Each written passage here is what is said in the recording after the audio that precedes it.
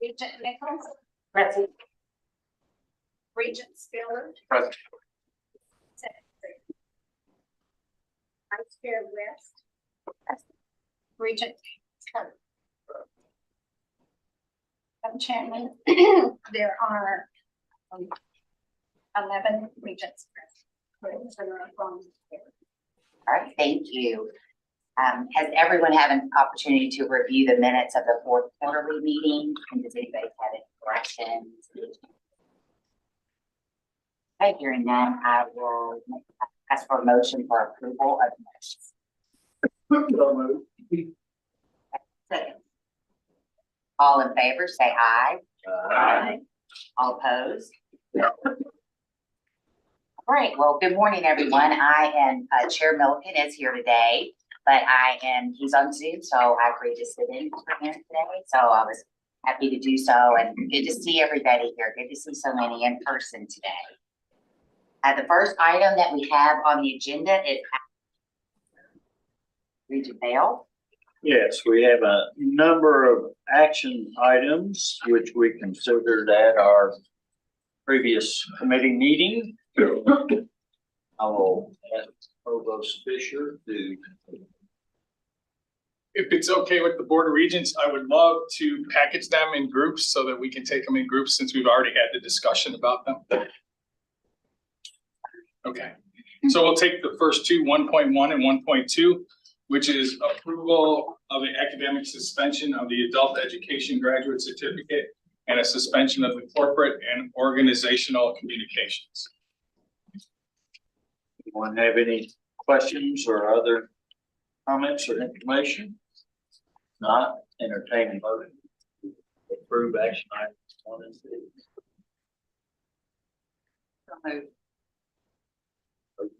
Second. Dennison, a second from Regent Ball. All those in favor say aye. Aye. Those like sign, motion. Comments or information?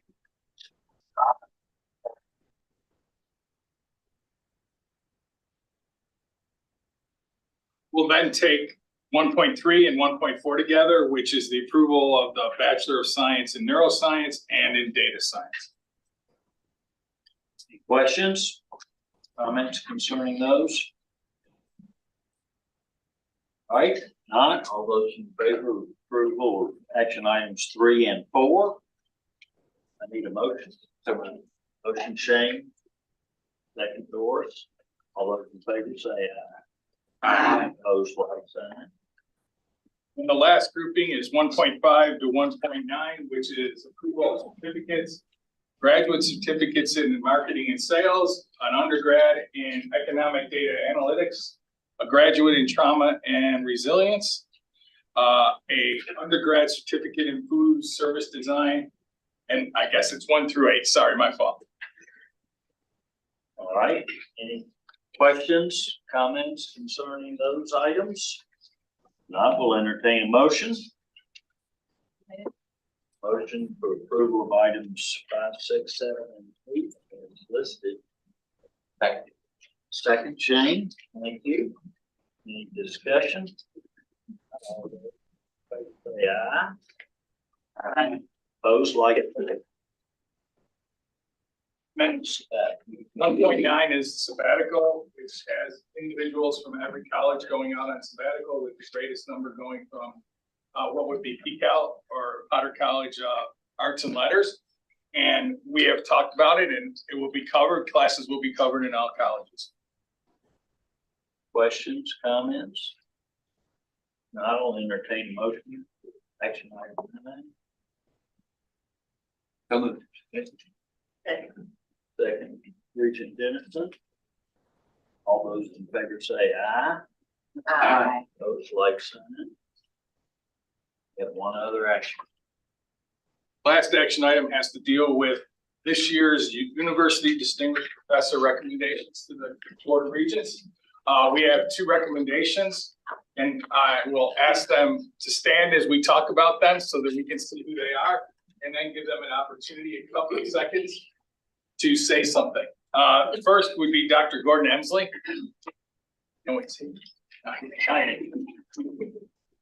He has brought distinction to the university through his teaching, research, and public service. He is a scientist who is committed to making science more accessible to broader audiences. He's best known for his research on solar flares, work that has earned him an international reputation, and he has more than 200 peer-reviewed articles, 3 co-authored or authored books, and has secured $5 million in funding for his work from places such as NASA, National Science Foundation, and the Department of Defense. He also contributes, Dr. Emsley's contributions and the depth of his commitment to students' achievement at WKU make him the perfect person for this award.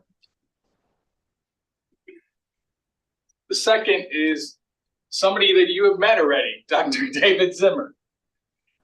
He has brought distinction to the university as a scholar who uses his expertise to inform his students, colleagues, and the campus community. He is ambitious and innovative, and his impact is he's made for WKU is overwhelmingly positive.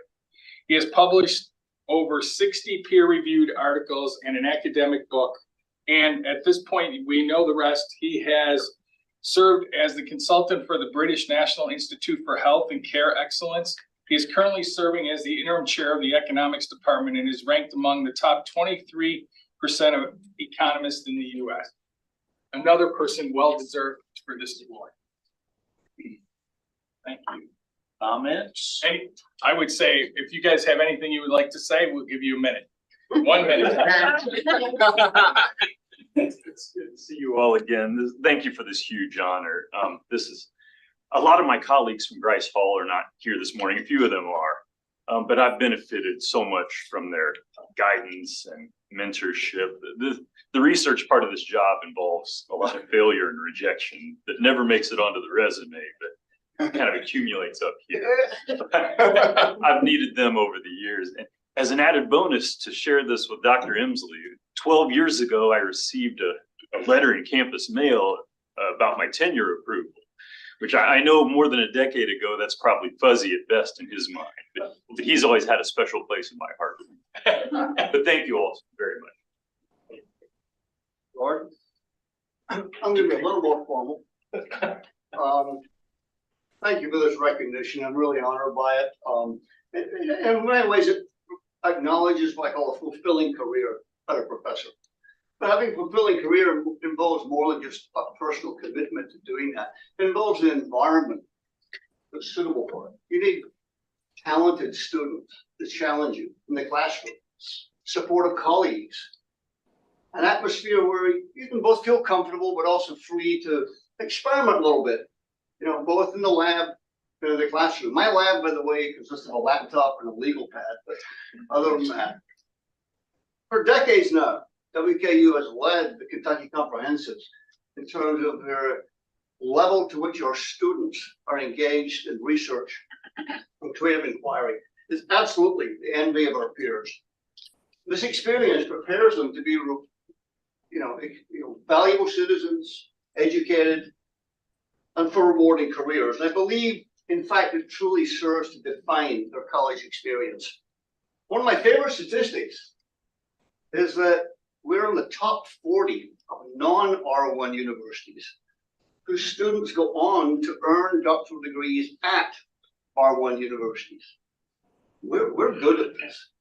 So I applaud the president's initiative to enhance our research portfolio, and in particular to double our level of federal research expenditures in quest of that elusive designation that all of our neighboring states have. I looked at the map this morning, and it really does look conspicuous that Kentucky doesn't have a dot on it. Recent developments in Frankfurt would indicate that indeed our elected leaders are also supportive of this quest. So I'm a professor now, and professors profess, they opine. So allow me to opine for a minute. I believe that meeting the challenge means more than just moving our research portfolio upward. We need to also expand it to the right. Not just more, but enhanced. From regional to national, even international. From individual to team. From unidisciplinary to interdisciplinary. From single institution to collaborative. As I tell my students, science is a verb. Science is an endeavor, a search for knowledge, but it's conducted by human beings with lives, family, children, pets, emotions, aspirations. So for everyone who will play their part in moving the WKU research portfolio to the next level, I think it would be good to have someone to help them along the way. One of the things that UDP candidates are asked to do is to state in their application materials how they would increase their support of WKU's mission if appointed UDP. So I envision my role is to make myself accessible, to assist others succeed in their research endeavors, particularly when external federal funding is involved, and thus to grow and expand the scholarly activities of the faculty, the staff, and the students, and you'll hear more about them in a minute, who will further advance the university in the world of student-centered research. And I look forward to the challenge. Thank you very much. Thank you.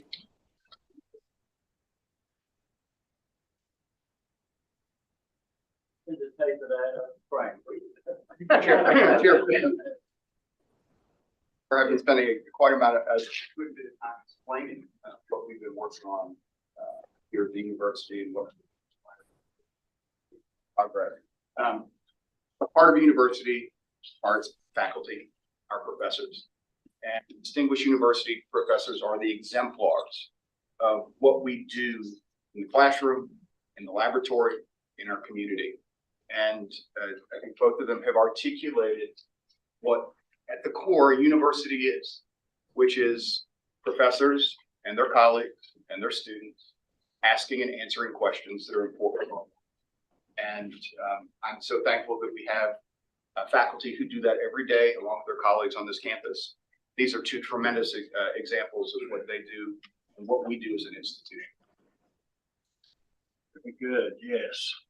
Echo all of that and thank each of you for being here today as well as being here the last many years. And thank all your colleagues that deliver in the classroom every day. And it is what separates Western Kentucky University from a lot of other universities. So we're lucky and pleased and proud to have you all here. Any other comments? If not, I'll accept the motion. Richard Thomas, Richard Nichols, a second for approval of University Distinguished Professorship designation. Please keep on. All those in favor say aye. Aye. Opposed, like sign. Congratulations. Thanks for being here. Okay. Yeah, so we have information item, but I would like to add one, if I may, for a split second.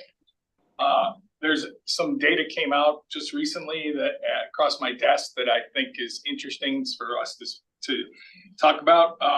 That has to do with Fulbrights, number of Fulbrights that the students got on this campus. It turns out that we had 5 Fulbrights out of 22 applications. To give you, or put it in perspective, U of L had 6 out of 36 applications, and UK had 5 of 17. So we rank right up there with U of L and UK. While you look at the only other comprehensive in the state to get a Fulbright for a student was Murray with 1. So we are a different institution, and I think we do things differently and much, much better than all the other comprehensives in the state.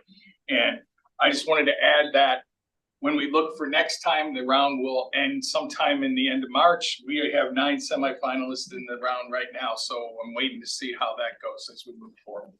Having said that, we'll go back to the Gordon Emsley show.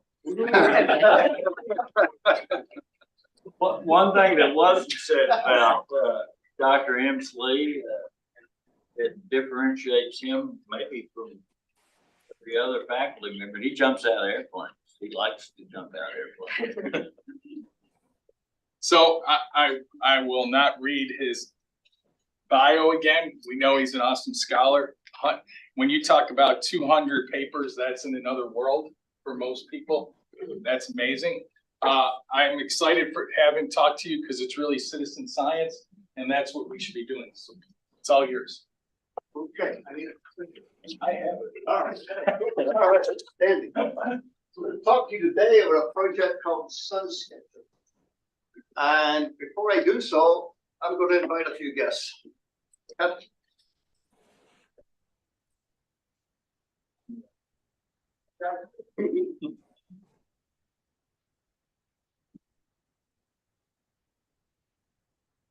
On their way.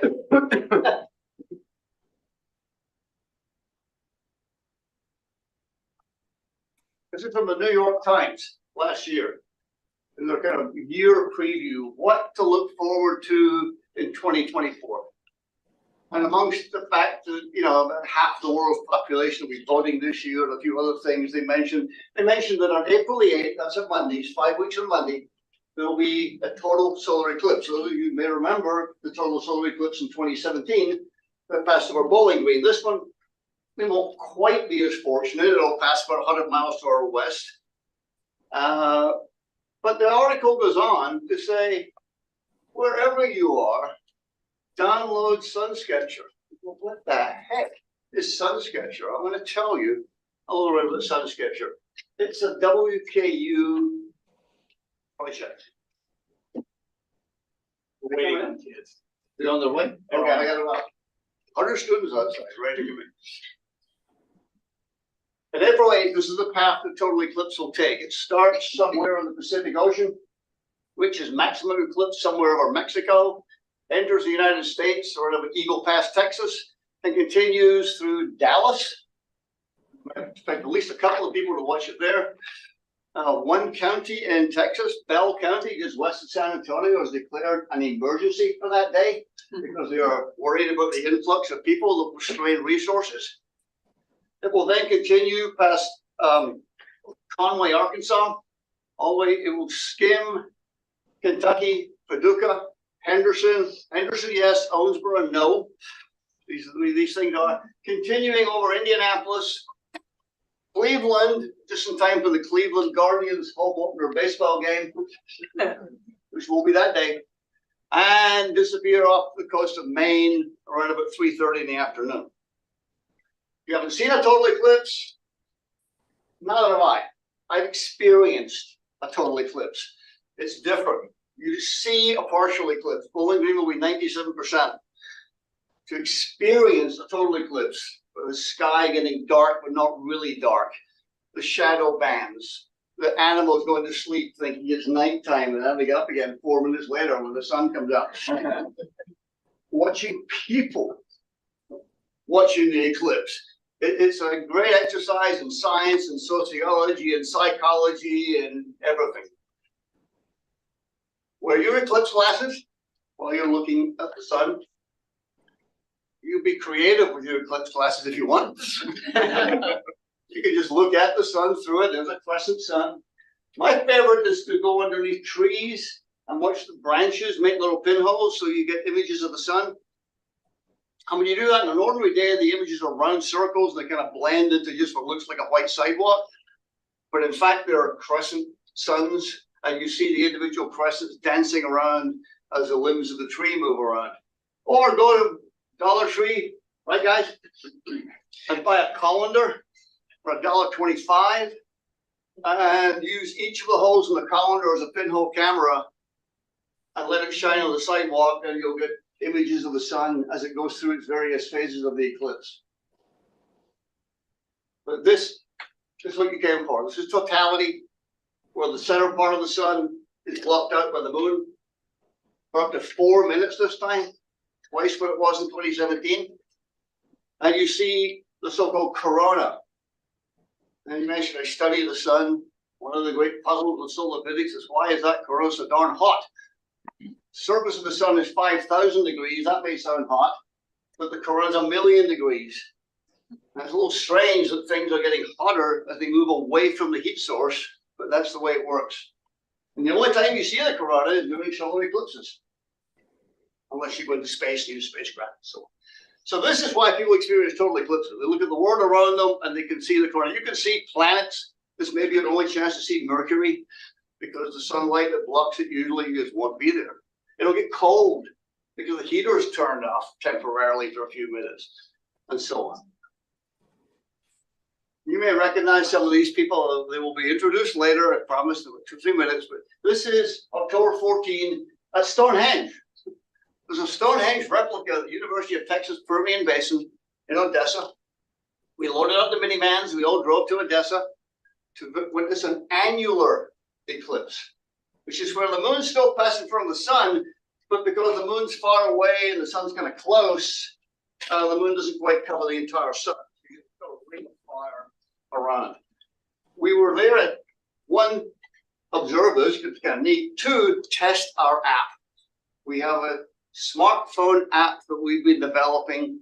And I'll tell you about it. It's really exciting. We want to test it in Odessa. There's the track of the annular eclipse of October 14, and we were where the circle was. There's Travis. You may recognize him second from the right. There he is setting up his iPhone on the Stonehenge pillar. And here are some pictures that I'll be honest, he didn't take. Lewis took. We have read about Clinton in your WKU Spirit magazine this month. You should. And Clinton went with us and took some really good pictures because that's what he does. 1, 2, there's the moon slowly advancing its way, come on, animation, across the sun. Which is the most interesting of those 5 pictures? You should do it like clickers, right? Whole number of my fingers, you know, the students, right? 1, 2, 3, 4, or 5. Which one, guys? Which is the most interesting picture? 4. Why 4? There it is again. Clinton Lewis credit. This is a NASA website. See that little tiny dot there? That is called a Bailey's bead. That is the otherwise obscured sun shining through a valley between 2 lunar mountains. And if the sun was slightly smaller than it actually is, you wouldn't see that little bead. Only lasted about half a second. Clinton caught it with a 1/8,000th of a second exposure. If the sun was slightly larger, you would see that bead and a few friends. So by timing when the beads appear and disappear, you can learn how big the sun is. And believe it or not, we don't know the size of the sun that accurately. This will be an experiment. For the first time, we'll divulge the size and shape of the sun to a few parts per million. That's 10 times better than we currently know. Again, this is Bailey beads. You can see that the moon generally covers the sun, but this is a little bit exaggerated. The moon's not that really shaped. But if you blew it all the mountains up, they'd look like that. And right at the top, you can see some valleys where the sunlight shines through, and that's what makes these little dots of light. First discovered by Francis Bailey in 1824 or whatever, and they're called Bailey's beads. This is the Clinton bead. And on the right-hand side is a map from the Lunar Reconnaissance Orbiter satellite showing what the actual limb of the moon looked like at that time from that place. NASA has this data, and we could identify that valley. We're going to send NASA a note trying to name it Clinton Valley, because that hole in the moon is to let that little dot of light shine through.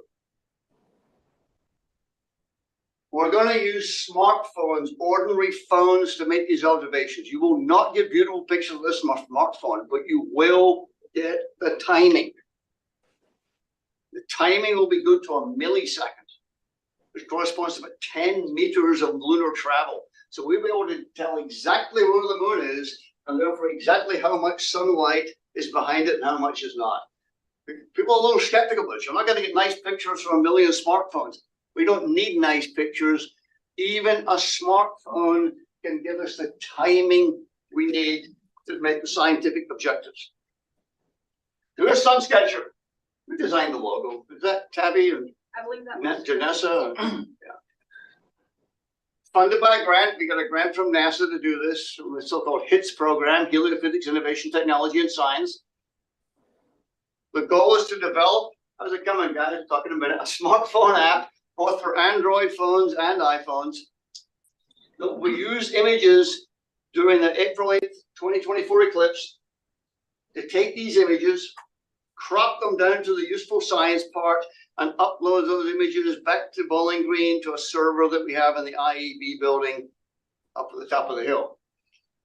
The data will be used to, let's say, make the most precise determination ever of the shape of the sun. And so what? Why do we care? Because the shape of the sun is determined by its interior structure, by flows that we can't directly see, but we can infer by looking at the shape of the sun they create. You can also test theories of gravity. You know the shape of the sun, you know its gravitational potential. And if you don't know the shape of the sun that precisely, you can let all kinds of other sneaky gravity theories rule for a while. This will allow us to eliminate or support different gravitational theories.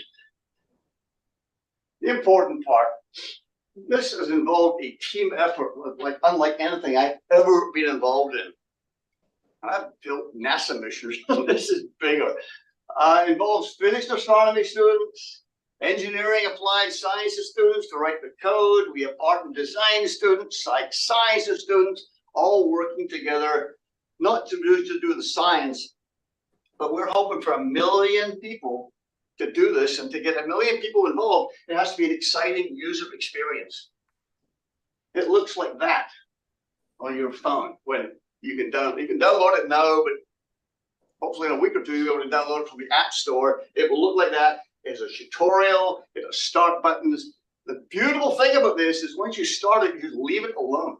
You do not need an internet connection. You can be in a field in the middle of nowhere, and I encourage you to be in a field in the middle of nowhere watching a solar eclipse. The app is completely autonomous. It knows your GPS location. It therefore looks up an eclipse ephemeris, thank you, Travis, which allows it to calculate when the interesting pictures of these will happen. Choose the camera to take a sequence of 101 images during the appropriate times. Sends those images to another routine where Kelly will explain how to, will crops the images, sends them back, and then puts a little screen on saying, we're going to send these images to a server at WKU. Are you okay with that? And if the user's okay with that, they will be uploaded and show up in the server for later analysis. There's a lot of stuff involved in this. It takes a village. We have people doing app code development and integration. There's Travis. Travis, stick your hand up. Kelly here. There's Kelly, Shika, and Tamika. Hugh Hudson is an adjunct faculty member from Berkeley and the University of Glasgow in Scotland. You might have heard of it. And he's our resident guru. In the lab over in IAB, they will sign it saying, in Hugh we trust. Because he keeps us advised as to what we're really trying to do scientifically. Data upload and storage. Faculty member Michael Galloway, Star May, Star. User experience, making it pretty, making it friendly so people can use it and get the right answers. Nessa Unselfs and Psych Sciences. Tabby Klein, where's Tabby? Mark Simpson, good Mark, didn't come in here. And Leah Moss, all from the art and design department. This guy with a bow and arrow up against the wall has been dealing with a lot of stuff. It's just too many circles. But one thing that Greg has done a lot of work on is the important stuff. If you're doing this as an institution, you got to watch the legalities. You're dealing with human subjects, and there are protocols for that. You have to have privacy issues. We will not be uploading personally identifiable information from the phones. We've been working with legal counsel to make sure that we're, towing the line of these things. And last but not least, testing and publicity. We need to make sure it works. Kelsey, is Kelsey here? There's Kelsey. And Andrea with a fish. Where's Andrea with a fish? That's a team.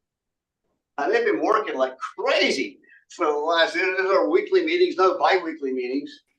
We were featured on KET. This is back from about September or so. There's Travis in Odessa, Texas, co-anchoring the news segment from CBS channel, whatever number it is. There's our website. I encourage you to visit. Hit the little yellow sign up button so you can get updates. That picture was taken a little while ago. This is the countdown timer. It says 51 days. It's now down to more like 40. It'll be 5 weeks on Monday. I encourage you, if you have any questions, by the way, these are the people to ask them. But there's the bottom line. 5 weeks on Monday. Hundreds of thousands, hopefully millions of people, eclipse watchers, all on the eclipse path, who are using a phone app designed, developed, tested, and implemented here at WKU to all make a meaningful contribution as citizen scientists to a NASA science project. And I just thought the board might want to know that.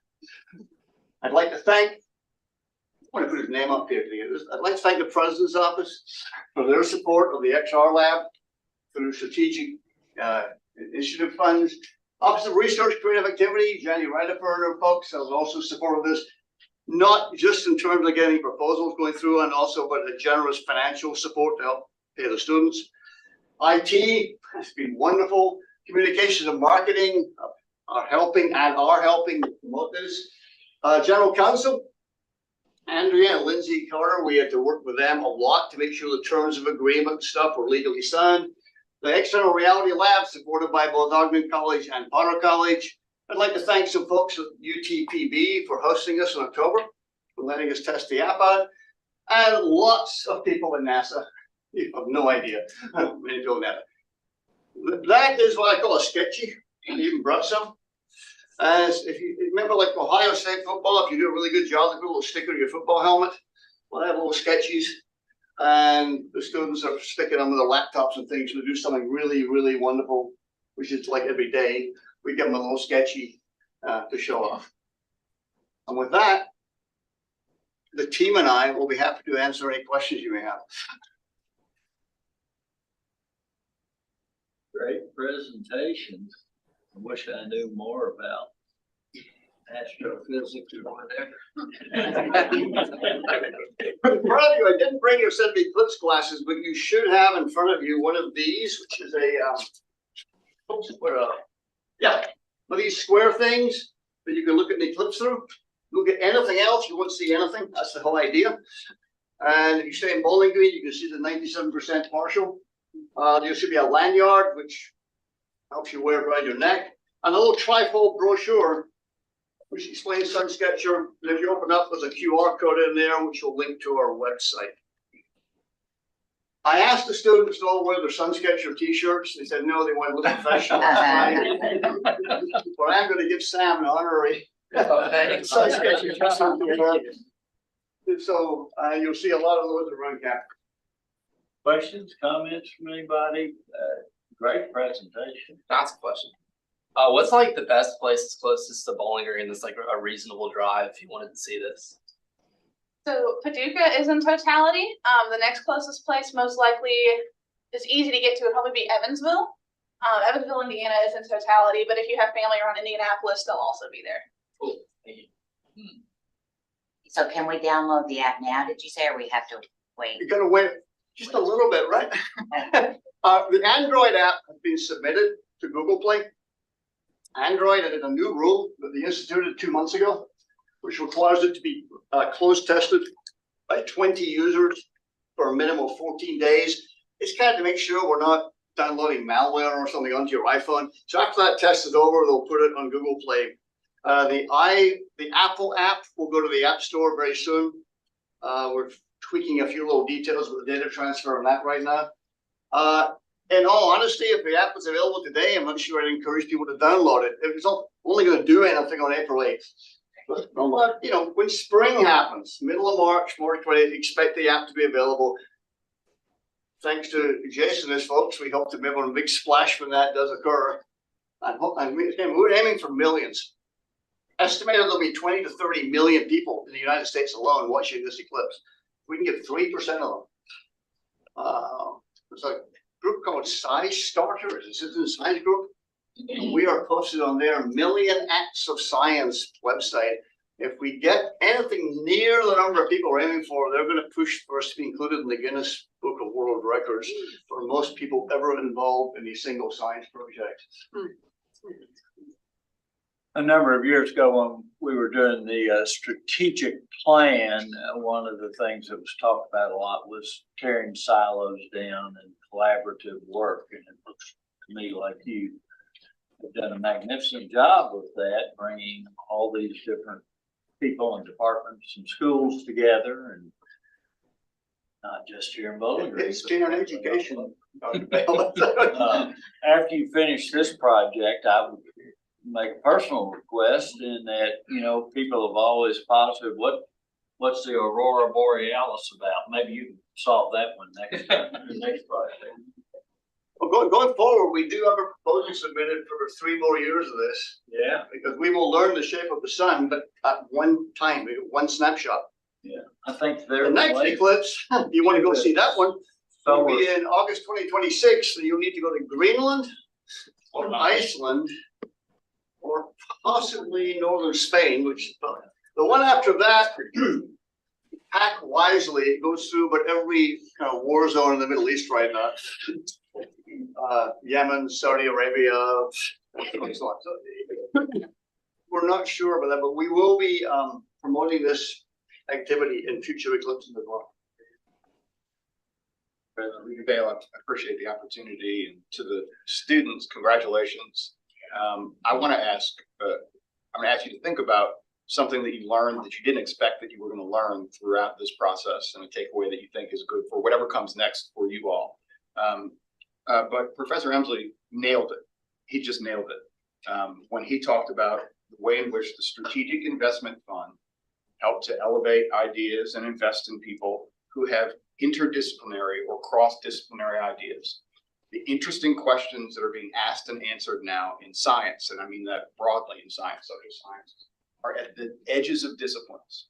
And the more we do to get outside of our silos and create partnerships across those traditional disciplines, the more success we're going to have at research funding and attracting investment, the more interesting questions students are going to get to participate in. And the secret sauce for us as an institution is that we engage our undergraduate students as soon as they're ready to do this work in a way that you'd be lucky to sniff these opportunities at an R1 institution when you're a senior. It's usually reserved for graduate students and PhD students. That is invaluable. And it's one of the reasons that our young people are so successful at going to do doctoral work at R1 institutions. And so we talk about this when we're recruiting students here. Why would you go to a place that, yes, may have a larger research portfolio than we do, but you have no chance of participating in it until you're a graduate student? Come here, get the experience here, and we want you to stay. But if you really want to work in a different kind of lab or a different context, we're going to help you get there too. And so I'm just really proud of the work that we do, this project, but this is multiplied time after time after time across the institution. And it is a differentiator for us. We're not going to be Louisville or Kentucky, but we're nothing like the other institutions in the state either. Very good. Thank you very much. Thank you. I'll hear the students answer the question now. Yeah, get some time to think. That was cool. First story.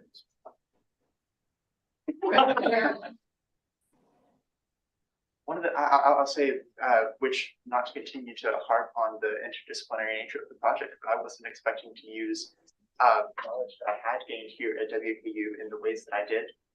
When I came here, even though I'm a computer science major now, I had declared English and photojournalism. And I did not expect after I switched out of those fields that it would ever come back again. And yet now I'm on a project that requires a great deal of copywriting, a great deal of documentation. And well, it's a camera-based project, so absolutely my photojournalism knowledge came in handy. When I joined the XR lab, I believed that I was going to be pretty much just programming, doing mathematical problems the whole time. And I'm very surprised that over my 2.5 years working at the XR lab, I've had the opportunity to work with physicists and people that know stuff about photography and psychologists and all sorts of people. And it's come to help me learn a lot of stuff that's not even in my own field that I feel will help me a lot in the future.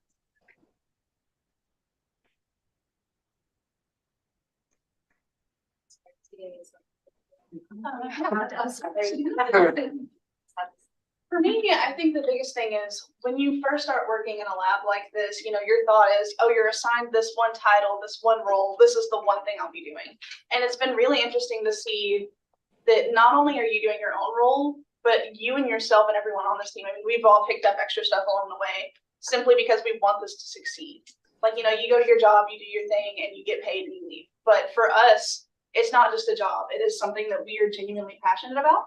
And I didn't think I was going to care that much what the size of the sun was. Right? I've been working here. I mean, I started working after that trip to Odessa, and it has been amazing to see each and every single person on this team, myself included, have to break out the books and learn something new to really make this succeed the way we want it to.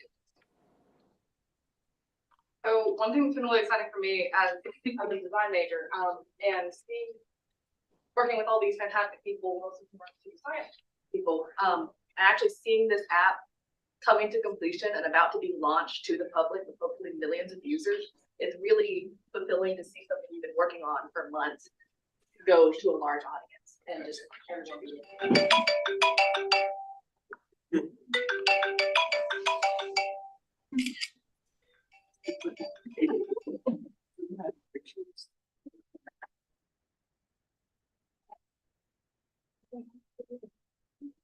I guess for me, when I joined the XRLab, first I didn't expect to be coding such a big app. I had no prior knowledge of how to code iOS for iOS apps. So this was something new for me. I think I learned a lot, and it was also great being a part of such a great team. I also didn't expect that coming in, such supportive of each other and such a fun. Okay, so one of the biggest takeaways from working in this lab is having to deal with like a strict deadline. Like Dr. Emsley said, the app doesn't have to do anything that's really good, but it has to do something.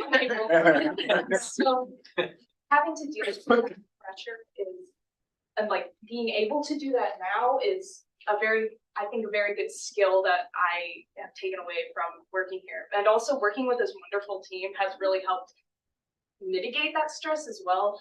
And I'm just incredibly thankful that I joined this project and got to have that experience. I share a lot of the same feelings as Andrea and Kelly here. I actually joined probably the latest out of the entire team because I've just been on for like 4 months. I came in kind of expecting to do more coding because I'm a computer science major, but I've actually kind of floated between PR and documentation and then helping convert for iOS. And just like Kelly said, primarily it's such a disciplined thing to like have to meet a deadline. I just have loved my experience with this team. Everybody is so welcoming. It's and it's not hard to get into the process, even though it may seem daunting. That's my favorite thing about it, is just like being able to learn such a fast pace and then also like immediately apply your knowledge. Right. So whenever I first joined this project, Dr. Arbuckle just asked, do you want to go to Texas? And so, of course, that whole trip was very fun. And then after I came on this team and working on this team for months, I realized how big this project is, not just for like, in terms of like our research purposes, but like for NASA, like what all data we can collect and like further other types of research. Like I realized how vast and how big our research can help others. So you just heard a commercial for WKU, but also we think of faculty, and I see at least some future faculty here in front of us.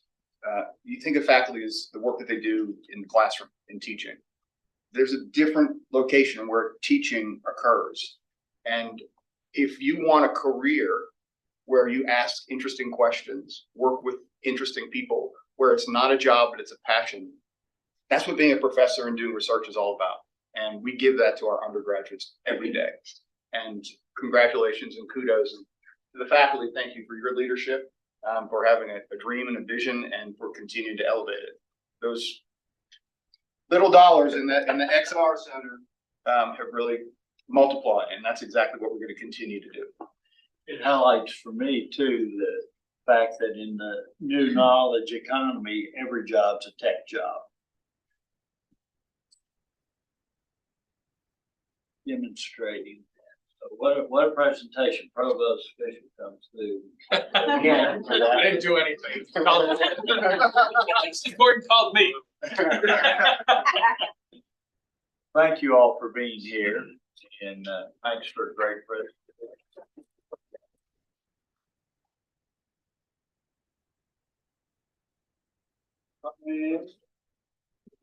Madam Chair, that concludes the business of the academic committee. Thank you. Great presentation. Congratulations to all of you. And that's all gonna look great on your resumes. That's what I was thinking about. Anybody would want to hire you. After seeing that. Okay, so, we are going to move on to finance budget committee. Which audit. Thank you, Chairwoman. The first three items were reviewed in depth at our committee meeting in January, so I am not going to go through those again, but if there are any questions. Action item one is to accept for filing the statement of revenues and expenditures December 31st, 2023 and 2022. Are there any further questions or comments? I've got a quick question. There's been some conversations on campus about the amount of spending and departmental spending since we have another month under our belt since this was presented. Do you have any updates related to how we're progressing and where you think we are related to expenditures versus revenue? Sure. More up-to-date information will be ready next week when we close out February. So since we met, I guess we did close out January and we were seeing some progress in spending. And so at this point, I remain optimistic that we will end the year positive or at least break even. And but every month we move in, we continue to see progress, and we are actively monitoring with the whole campus. We will meet with the deans and vice presidents and president and provost on Wednesday of next week to go over the February results. So after that, we'll meet with the budget managers. So that's where we stand right now. Any other questions? Comments?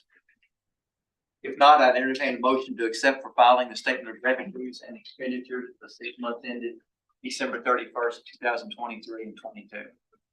So moved. Thanks. A motion by Regent Brinkley, a second by Regent West. All in favor, say aye. Aye. Opposed? Action item 2 is approval of faculty and staff personnel actions, which have been approved through administrative channels and executed through human resources information system during the period 9/1/23 to 12/31/23. Are there any further questions or comments from this item?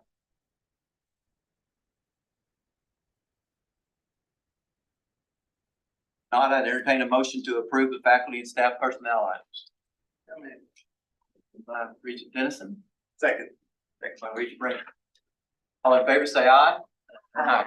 Opposed? So moved.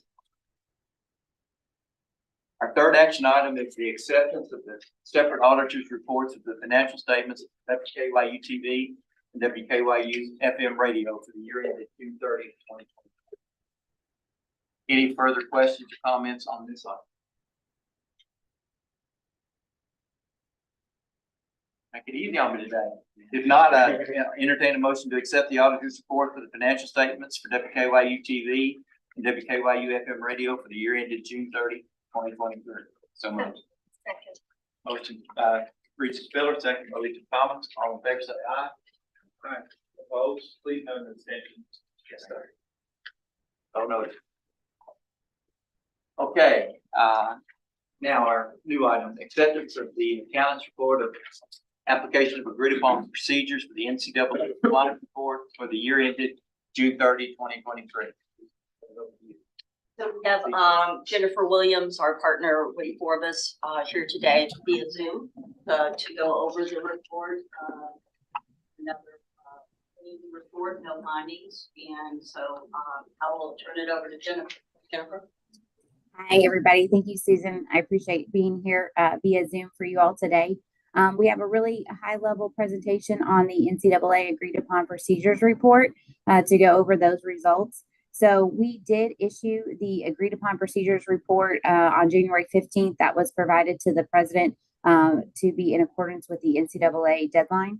The statement of revenues and expenses showed 40,380,456. So you'll see those with the revenues and expenses equal each other, and there were no significant reportable matters to disclose to you all today. So that again is a report that gets submitted online by management. So, and then we do procedures to verify information agrees with what was submitted. So any questions on that report or the information provided?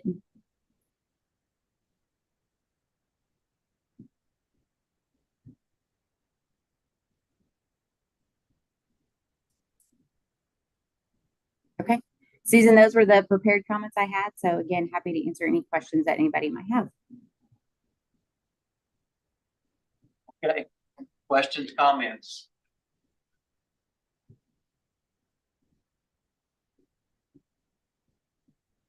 Make this one too easy.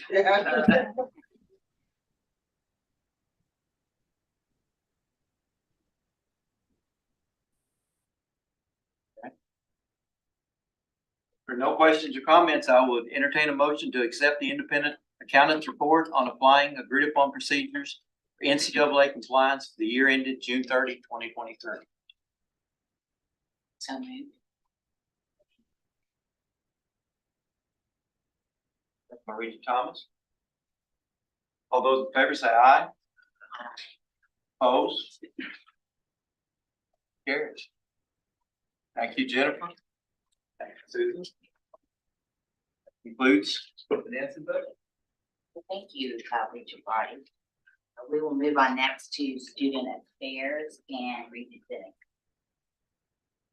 I think at this time, Dr. Martha Sales will address, will want something from John Mark. Good morning. I am honored to highlight and present another awesome and amazing student organization today, one of our centers, and I'll turn it over to Mr. Head for introduction and presentation. Morning, everybody. I'm Andrew Head. I'm the director of the Center for Financial Success. I'm also associate professor of finance in the College of Business. I'm excited to talk about this today.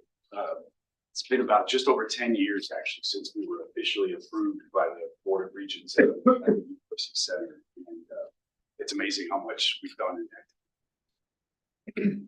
I joined WKU coming from a background as a financial analyst. Still do some of that on the side, but I really wanted to get into higher education because I wanted to do things exactly like this to try to move the needle a little bit on financial literacy and help students in our personal financial planning program, the CFP Board Registered Education program, become better advisors to folks, get like more experience working with their peers, like leading their own meetings and that sort of thing. It's been just so much fun watching this grow. So we have three primary delivery modes and like focus areas. Our bread and butter is our peer financial coaching center. I go back. This is our group from last year. We have a lot of graduates and turnover from year to year, but we tend to have about sort of 8 financial coaches at a given moment, plus a full-time staff member, Zach Jones, who can't be here today. He's finishing out his last few precious days of paternity leave. And so we have, and I'm a part-time faculty director. So they do the primary day-to-day. Like, it's amazing how much the students actually are in charge of running most of the show. Like we give them guidance and sort of point them in the right directions and point them to the right sort of resources and so forth. But day to day, they're mostly running the show. It's Haley Wise is one of our seniors here, one of our lead coaches. We'll tell you a little bit more about some of this stuff in a second. We have financial literacy outreach. We make a lot of presentations. We made something in the neighborhood of like 70 presentations just last semester. So yeah, we wear them out. And then heading into our fourth summer personal financial planning summer camp, which is, again, one of these things that's kind of an amazing experience. So talking a little bit about our coaching program for a second, we focus on a number of different areas. We try to make sure that anybody that comes to us can leave with something that they learned about their financial situation. Or just sometimes it's just like, hey, you're actually pretty well together. Like that validation can be pretty valuable to some folks. But we're dealing with a lot of spending plans. We work with a lot with various budgeting software and help folks, primarily students, but some faculty and staff get their budgets together. And we tend to, even with students coming in to do their get help with a budget or a specific other type of issue. People make sure we go through their WKU bill with them and look at their student loans, make sure that they're not making any mistakes there, like getting some guidance on that. We also put together like a 4-year spending plan form, a financial analysis form that says, if you continue like this is what after graduation is going to look like for you as far as your student loan burden and that kind of thing. We do a lot of career reality check stuff with them. Like we're never trying to talk people out of majors, anything like that. We just want to make sure that they know what their financial expectations should be after they graduate, and we help them putting together a post-graduation budget, helping sometimes selecting employee benefits, making sure they navigate the health insurance plans are being offered, or the 401k that they've never heard of until this moment, helping them understand what some of that kind of stuff is. We do some stuff with credit building, of course, like that's a topic we delve into, but we're a little bit contrarian there, and that we're not like encouraging people to go out and start building credit by using credit cards all the time. A lot of times it's a little bit of like a, hey, like let's pump the brakes a little bit on this and maybe focus on some other areas first.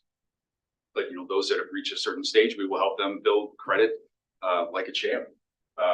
And then we also work, this isn't just like a one-time thing. One of the things we do is follow up with our student clients from semester to semester. So like we have our students use for like industry leading client relationship management software, just like financial planning firms use to track our clients. And then like each semester we'll have like a meeting, so they'll reach out to their previous clients and say, hey, what's going on? What can we help you with now? So it's an ongoing relationship.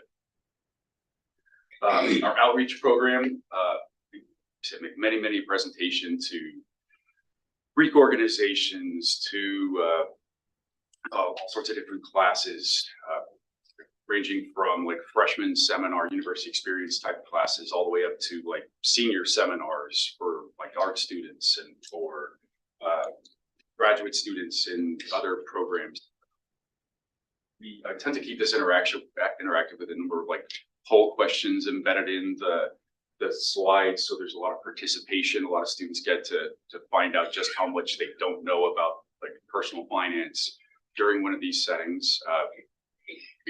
We tend to tailor these to the individuals that we're trying to give these to. So it's a very dynamic environment there. Like we are constantly trying to retool our presentations and figure out what might work best with a particular audience.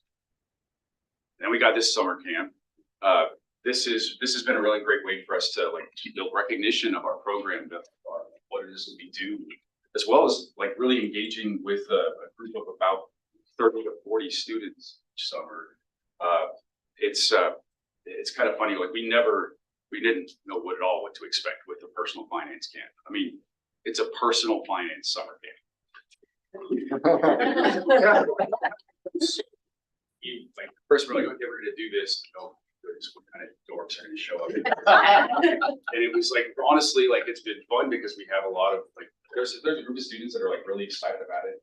We've discovered that probably a solid 2/3 to 3/4 of them are there because they want to get away from their families for a few nights and hang out on campus. But they like the idea of actually learning something practical. And we have our student coaches serve as what we call them, like camp counselors over there. They have teams of about 5 to 6 students each. They shepherd through the week where they are, bless their hearts, staying in the dorms with them overnight, making sure that nothing like reaches any news channels or nothing ever worthwhile. But it's been a case that they work on throughout the week that they have to present to any folks, and so they're helping them with that throughout the process. We've had several of them have ended up coming to WKU as a result of this program. You kind of get a sense of like how much we're growing and have grown over the last 5 to 10 years. It originally started out as like the Center for Financial Success was basically this guy. And then I would like rope a student into certain things on a regular basis. We got some initial funding to hire a student more of like on a regular basis from Service One Credit Union early on. And we would have like one student kind of working with me 20 hours a week, but then the student would graduate. We finally got a little additional grant money along the way that allowed us to, took a sort of a chance and said, hey, we don't have the money for a whole lot of years doing this, but we've got enough to see if we can get, what would happen if we have 3 students at once.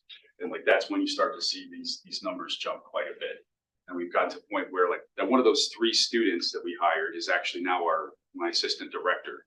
And things have just continued to grow. Got 8 students doing this. They handle on an average semester, like anywhere from 30 to 50 plus like one-on-one meetings with students and other individuals. These are just a handful of the groups that we work with here. We have a good relationship with a lot of the university experience instructors who will bring us in, and we do at least a one-time presentation, but oftentimes like a couple of presentations where you're giving sort of some marching orders, and then they got to come back and review some of that with them. We have teach personal finance 161, and one of the really fun things about that is they have the option to work with a financial coach as part of that class. So not just learn about personal finance, but give them every opportunity possible to get their financial affairs in order, get their ducks in a row like after that class. Business LLC, we've started working with LifeWorks organization recently with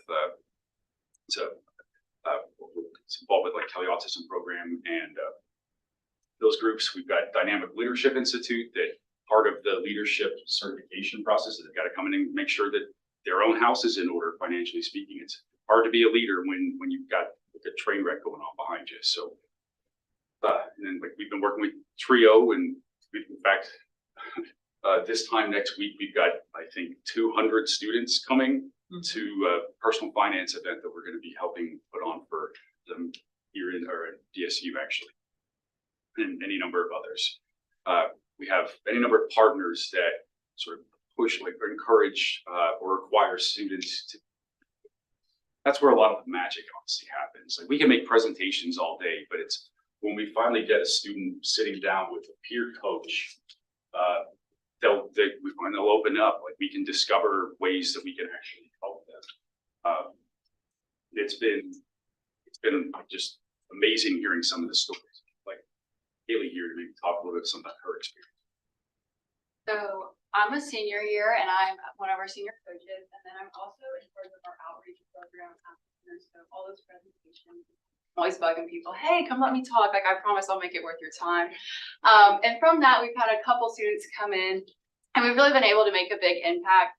The impact definitely goes both ways with our coaches and the students. So I'll start with some of our students because it's really our bread and butter, what we want to do. So as we kind of mentioned, we're trying to get them in. No student wants, very few students, I'll say, are like, I don't want to go talk about my money. It's scary. No one wants to think about it. And so a lot of times just being able to kind of maybe like incentivize them to come in, it kind of gets the ball rolling for them. So with these 3 stories from last semester, these students, they really, a lot of them came in for extra credit, or they just heard about it. They're like, I'm interested. So this first student, she was probably like the biggest, like, I'm so glad you came in your first semester. So she was a first generation student. She set up paying for school all by herself. She had no one there to guide her. And so she just came in and she wanted to talk about a budget. She didn't even know how she was paying for school. And so we set up her budget and we're like, hey, like, why don't we just check your bill? It's something we like to do. And we get on her bill and we find out she is taking a loan at 17% and not taking any federal aid at all. And she had no idea that federal aid was even a thing.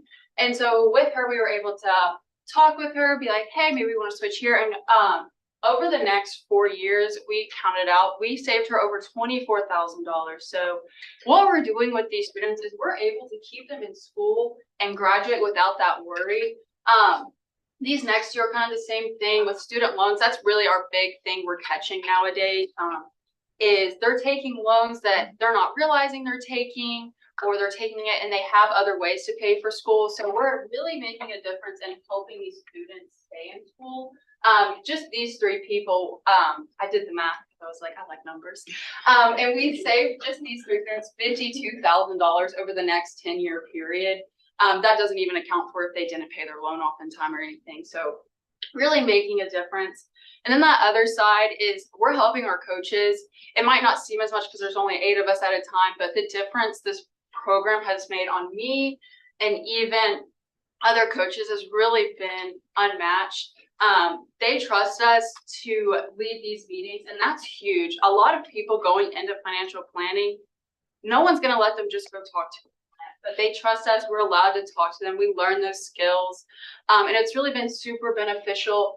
These are some previous coaches, but I will say, I'm sure this is a statistic I'm making up, but 100% of us have landed great jobs, just because employers see that and they're coming to us. I've never applied for a job. Everyone just comes to me like, I've heard about you. You've shown all these great skills. And so just being confident and having those people come to me has been huge. And so, yeah, we have some other previous alumni, and they all say the same thing. So just working here has been so beneficial and impactful to me too, because I'm doing what I'm passionate about while gaining skills for my career too. It's been the impact that we see on, like Kaylee said, on both sides has just been phenomenal. It's like, it's really like, that's what I wanted to see happen here. Like we've got an applied learning sort of process here that's actually benefiting other folks. We've got plans to, grow throughout the future, like eventually establish, satellite offices around campus and then maybe around the community. But we've been very intentional about making sure that we've got our own home in order here. We have not gone off campus, for example, to offer a whole lot of advice, except in very specific circumstances, because we're not quite there yet where we figured we've got our entire student body taken care of. I think we contacted or we're in front of 1,500 people last semester, and we want that to double over the course of time. It's continuing to grow, and the amount of the student impact that we get to see is it's really rewarding. Any questions? Terrific program. Listening to it, it occurs to you that you'd like to think this was happening at the high school level with some degree. And as this program matures, maybe it can be a real draw to Western or outreach, or at least awareness that you all are doing this type of thing. We've been fortunate, and we've been expanding some of our dual credit offerings now.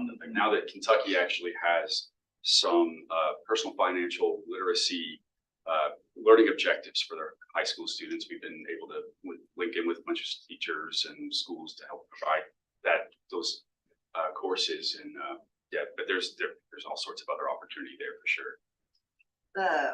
The personal finance summer camp, is that incoming freshmen that come to that? That is rising juniors and seniors in high school. In high school. Yeah, you had freshmen. Is it offered locally? How far are you going? I think the furthest student, we had someone come from Scott County. That's where I'm from, so it's about 2.5 hours away. I'd say a lot are local though, but they kind of range in a little bubble. We got some from like the northern Kentucky area. We've had some from out here, what was it, Monticello and like out the Duke area. So it's a fairly good footprint. How are you advertising that? Primarily to like guidance counselors and high school business teachers, and there's some high school personal finance teachers and some of those individuals. And then, yeah, there's a few other organizations. I'm not as involved in quite some of the marketing of this summer campus. My partner Zach is. It would be great if we could meet with every student individually that have these huge loans and get them with someone who could help them. Because I feel like a lot of them don't even understand. They sign on a dotted line and don't realize what they're going to end up having to pay at the end of their education. So that's great. I would think we would need a lot more than 8 counselors. Like, We do, and it really isn't, like, that's one of the nice things about it. It's not an expensive program. We're primarily, it's people kind of thing. We don't need a lot of technology. It's about $7,000 to $7,000 a year for one of our coaches to work here. So scaring up resources over the course of time, we've been growing incrementally.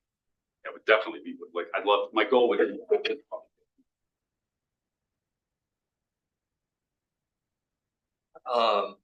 Has there been any discussion at all about I know as a student, you're pretty much required once a semester to meet with your advisor just to do your academic coaching.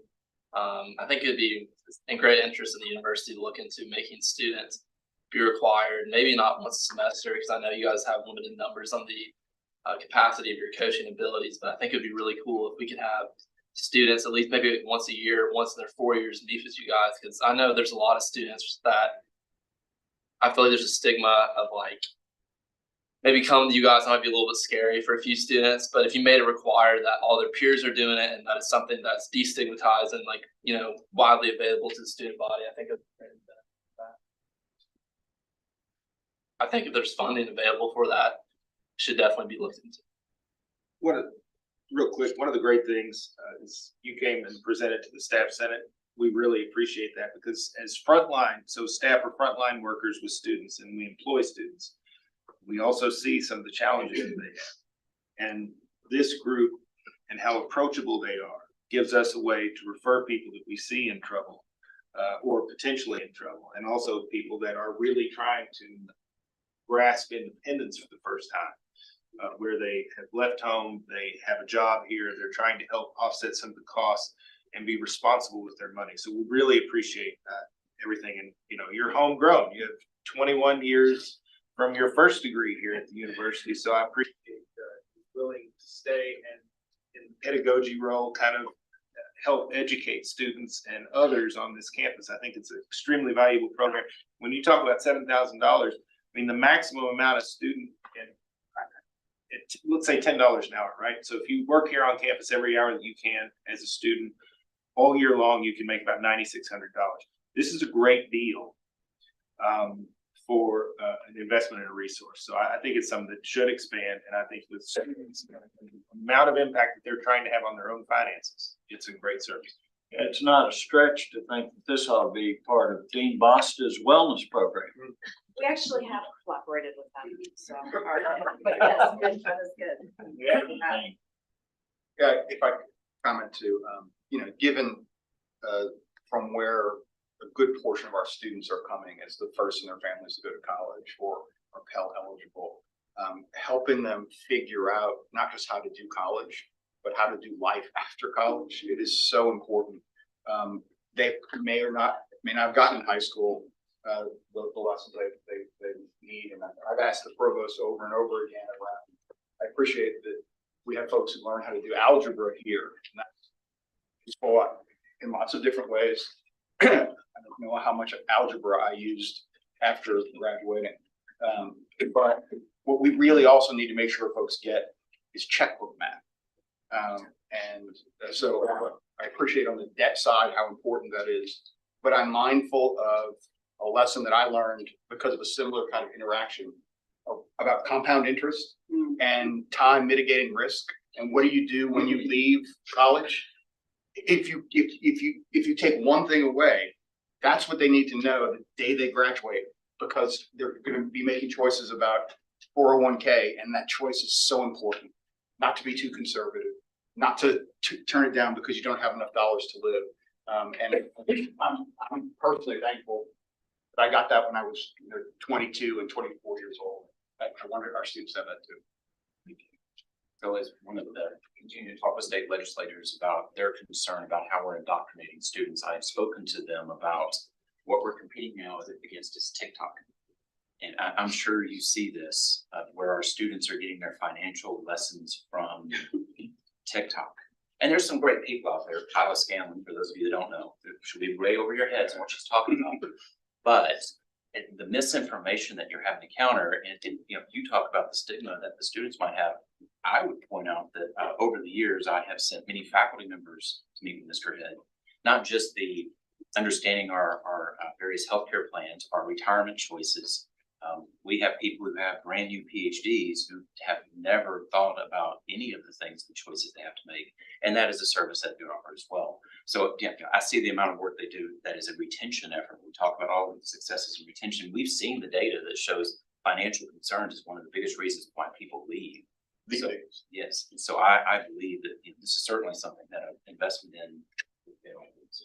So. Thank you for everything you do. I think all of you do like a big brother. Anything we can do to make people get an education and think they can afford it. That's what it needs. Thank you. Thank you all.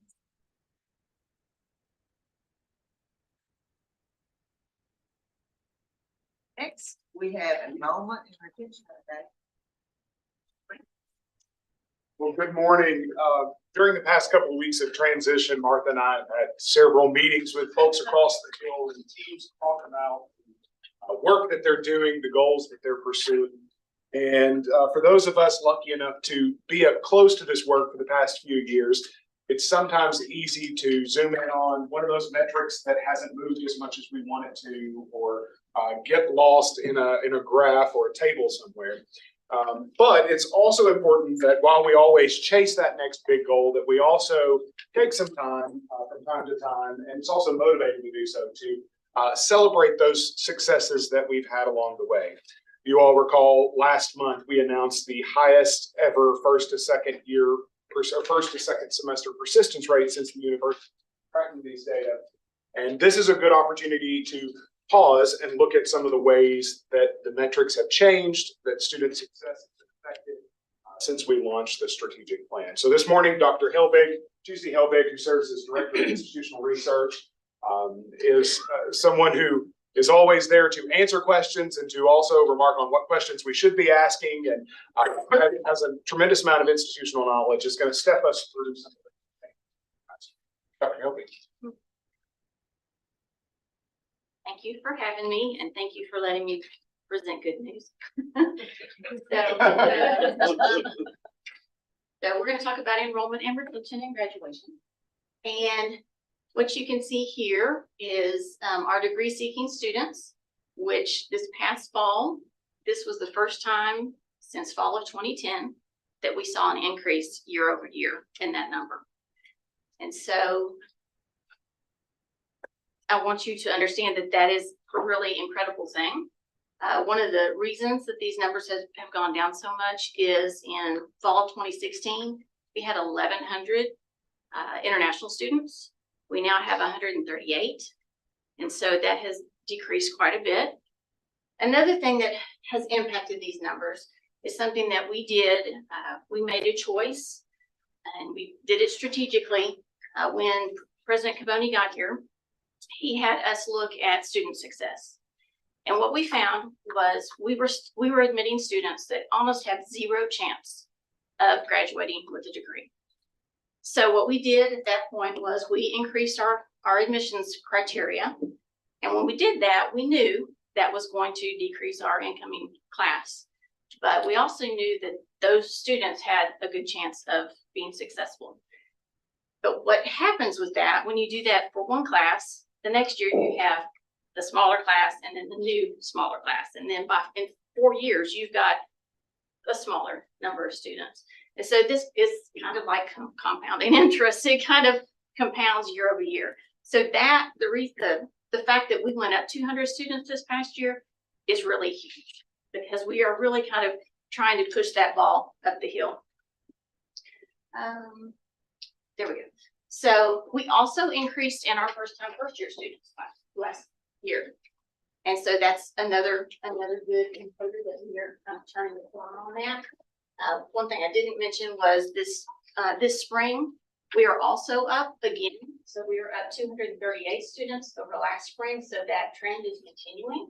So that's good. It wasn't just a blip. And so one of the ways that we can increase, and I think that has led to this increase in our students is looking at our first year retention. And so if you look at this, we have kind of been creeping up. You can see in 2020, that was down, but that is, to me, that's the COVID year. In 2020, a lot of students came to school that wouldn't normally have come to school. And then you can see that they left the next year. So you can see this trend. We were up to 78% this past year, and that is the highest retention rate that we have ever had at WKU. And it wasn't just overall. We've done a really good job on increasing the retention rate of our underrepresented minorities. They started out at 57.8% 6 years ago. They're now up to 74.7%. That's a big increase. Our low-income students have gone from 60.2% up to 69.8%. Last year, we actually even met our goal for next year, so we were right on track. For first-generation students, they were at 60.7%. They're now at 58.6%. They have also increased.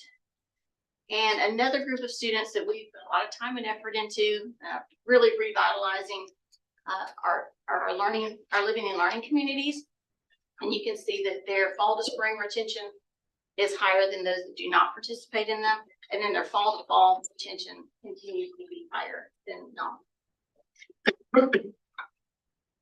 So the ultimate goal is not just to have a lot of students and not to get them here just 1 year, but it is to graduate them and to have them earn a bachelor's degree. And so our 6-year graduation rate has increased from 50.7% up to 56.1%. And that's a good increase. What people do not think about sometimes is when we're calculating our most recent graduation rate, we're talking about students that started in 2017. And a lot has happened since 2017. So you really have to go way back. Let me go back real fast to, go back. I just stopped it. I'm sorry. Help. Let me go back to the retention rates overall. So here you can see in 2017, our 1-year retention rate was 71.5, and it's pretty much continued to go up over time. So what we're really expecting is to see our graduation rates continue to go up. So that's this group right here that we just measured their 6-year graduation rate. And so I would expect those to continue to go up over time. Some interesting things to note here. This is our 4-year, our 5-year, and our 6-year graduation rate. And so if you look at this past year, students that started in 2017, their 6-year graduation rate was 56.1. If you look to the students that started in 2018, we can measure their 5th-year graduation rate, and that is already higher than the 6-year graduation rate right now. So this year, our 6-year graduation rate is going to go up. So that's a good thing. Something else that you will notice is that our 4-year graduation rate has gone from 28.5% up to 42.4% this year. And then in a couple of years, it's going to be 45.1%. That means students are getting out of here in 4 years.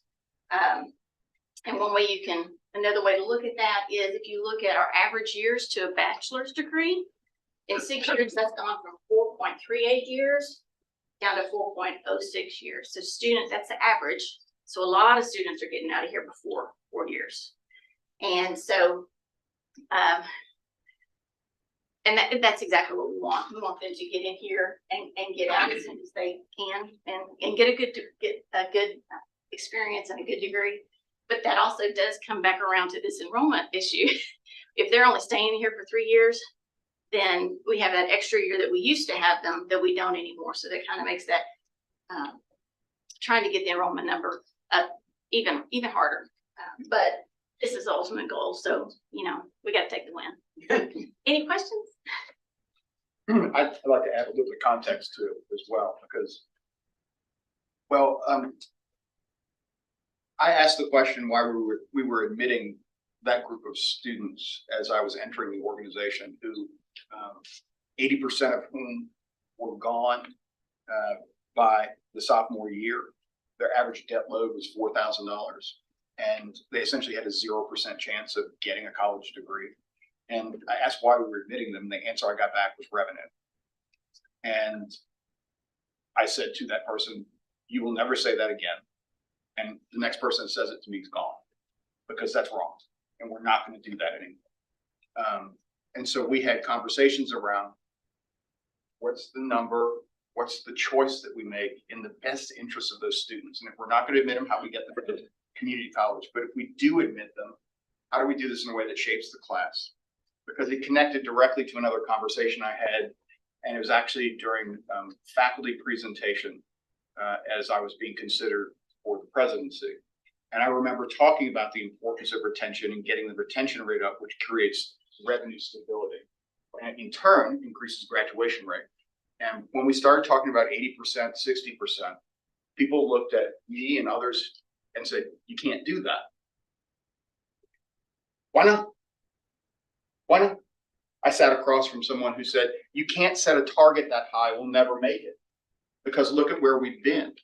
And just because we've done something historically doesn't mean we can't have interventions and change. And so this entire campus has bought in to not just student success, but student excellence. And not just excellence among some students, but excellence for every student in what we deliver and what they accomplish. And these numbers, that's a national story. Institutions don't do this, but we have. And so it's a great opportunity for us as a university, as a community, to pause, to celebrate, and to know that the goals that we've set, while challenging, are absolutely attainable. And to Tuesday, who, as I was entering, I shared this with her this morning, I don't think she knows I'm going to share it in public. I was looking at the numbers, and it didn't make any sense to me. And I couldn't figure it out. And I remember asking her, "Help, like, tell me the question I need to ask you so this makes sense." And she said, "You need to disaggregate all of these by these variables." I'm like, "Okay, well, you disaggregate all of these by all the variables." And then all of a sudden, it was clear what we had been doing.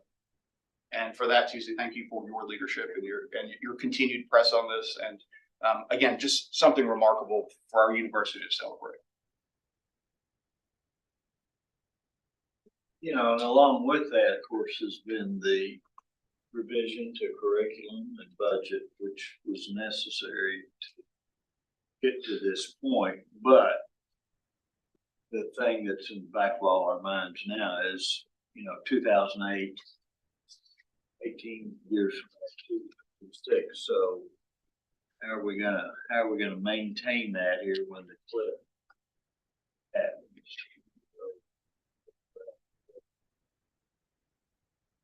Absolutely. I'll touch on that. So, you know, as we continue to think about the ways in which we're engaging high school students along the way, it's about telling our success as an institution and ensuring that they understand that this is a place where they can come in and they will be wrapped up and they will have those supports that have been systemized that will allow them to be successful. It's telling the stories of these students who've been in here today, talking about their hands-on and applied experiences along the way.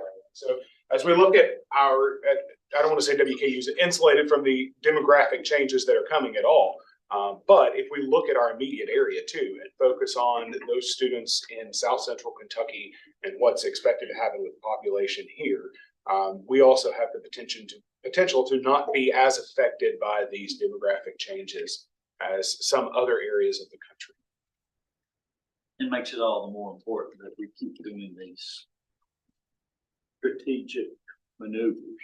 I'll also add the focus on making sure that we're recruiting a diverse entering class is important. The students who have typically gone to college, there are fewer of them. Students who have typically not gone to college, there are more of them. And so we have to tell a compelling story but also show how this experience changes the trajectory of their lives, their families' lives. Because WKU will, again, not look the same as it used to look in another decade. We're going to continue to be more diverse. Our region is going to be more diverse.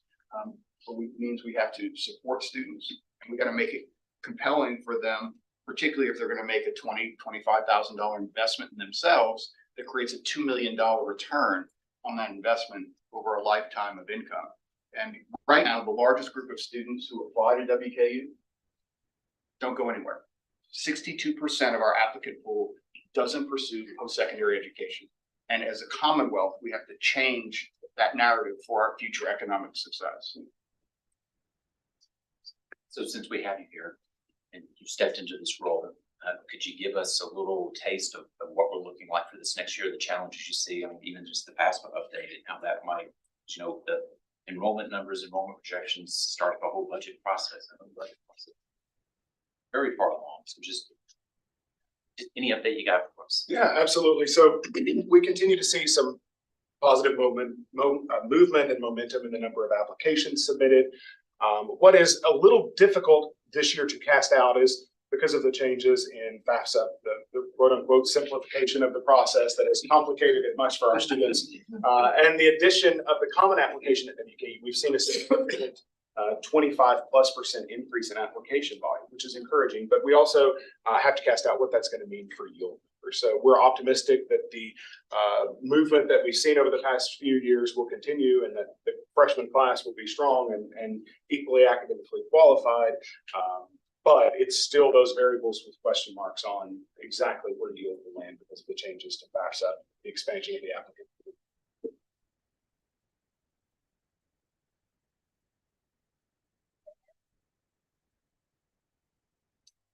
That was great, very optimistic. Thank you.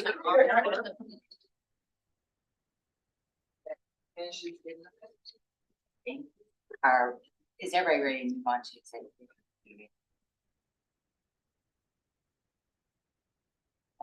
All right, take a break.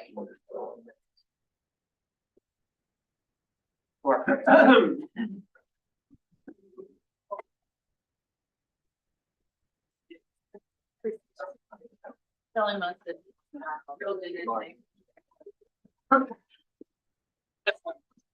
Stand.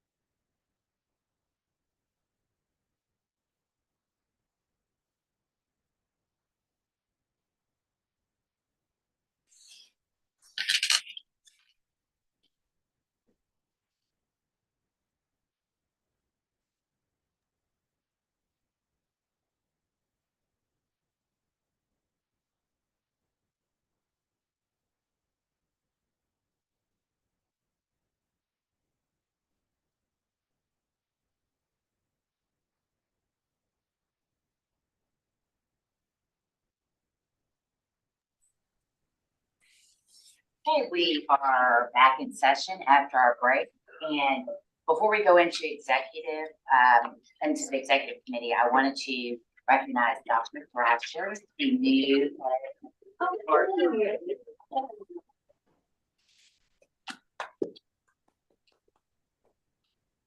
It is an absolute honor. Not something that I ever saw in my career, but it's really wait to work with everybody in this room. Just continue to move things forward and growing that Center for Financial Success.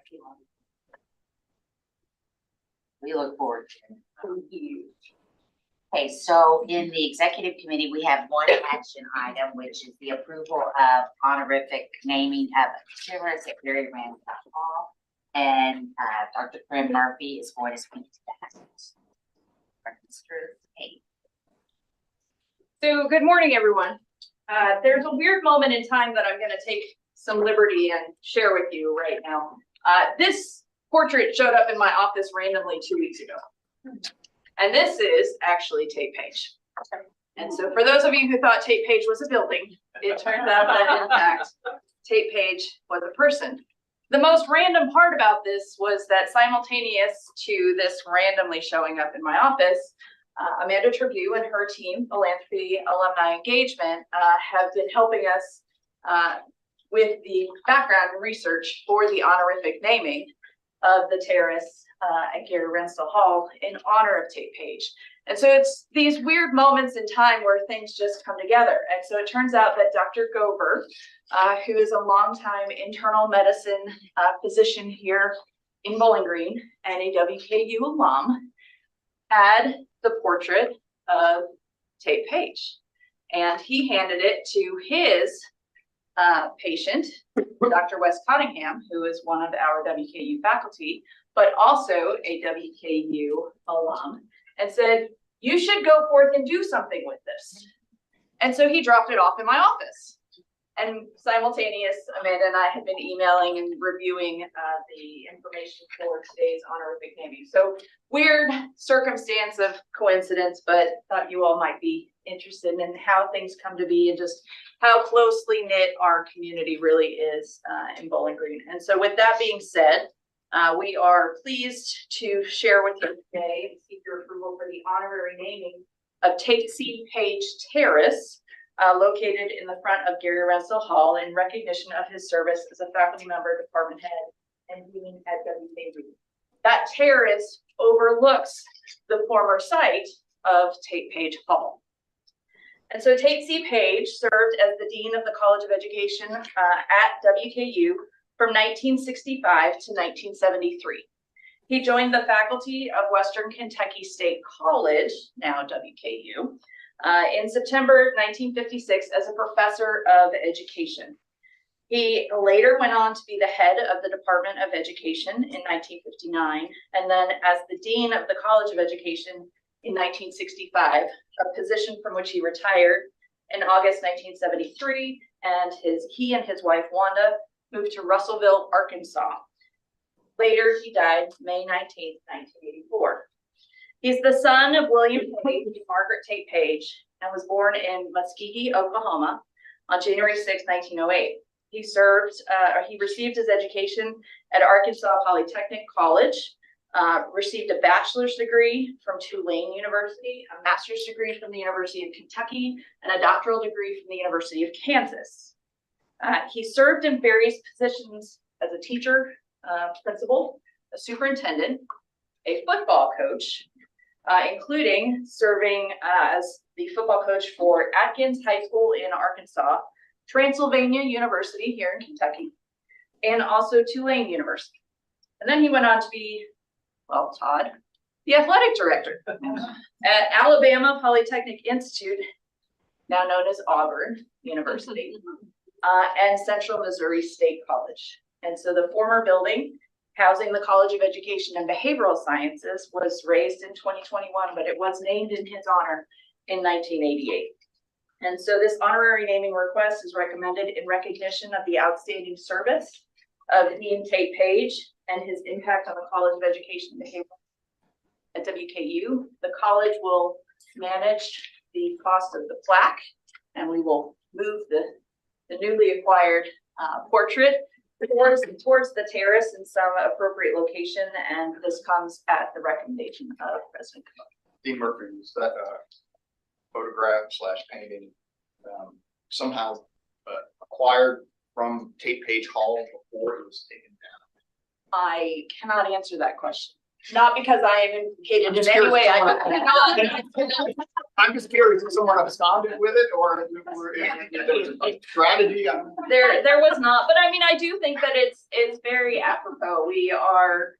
The shades are closed, but we know that we'll be raising the last beam shortly on Gordon Ford's new building, and it's exciting because it's also the home of previous education eras past, and so the terrace overlooks that space, and so I think it's a nice way to honor someone who clearly has impacted education in a number of ways.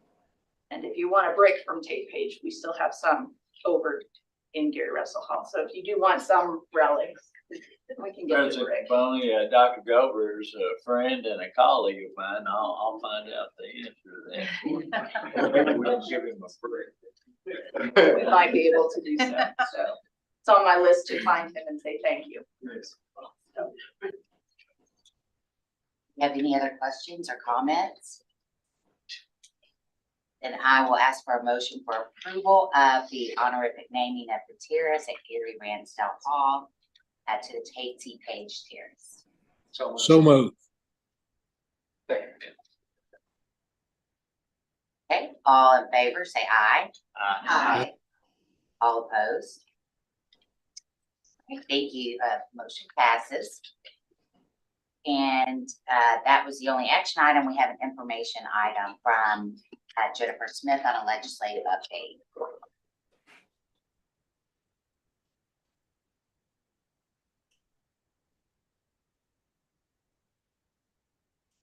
I have my computer in case you have real specific questions about any of this legislation. I've got every bill pulled up that I'm going to talk to you all about. So, in case there's anything that I don't have in my notes that you will need. Okay. So, today is day 43, I think, of the legislative session. So this is the long session, 60 days. This has been the priority thing for the General Assembly to do is to pass the 2-year budget. So I was going to start out with that. So House Bill 6 is the executive branch budget. Right now, it has passed the House. It is over in the Senate. We are awaiting the Senate changes.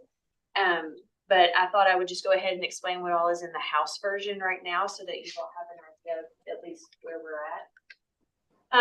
Okay, so as far as the operating budget is concerned, there's a 3% increase to our base appropriation in the first year of the biennium. The second year, they just kept that funding flat. So there was not an increase in the second year, an additional increase in the second year. Our Gatton funding remained unchanged. The funding for the Kentucky Mesonet remained unchanged. They gave us about a little over $1.5 million for our KERS pension subsidy, and that is in each year of the budget.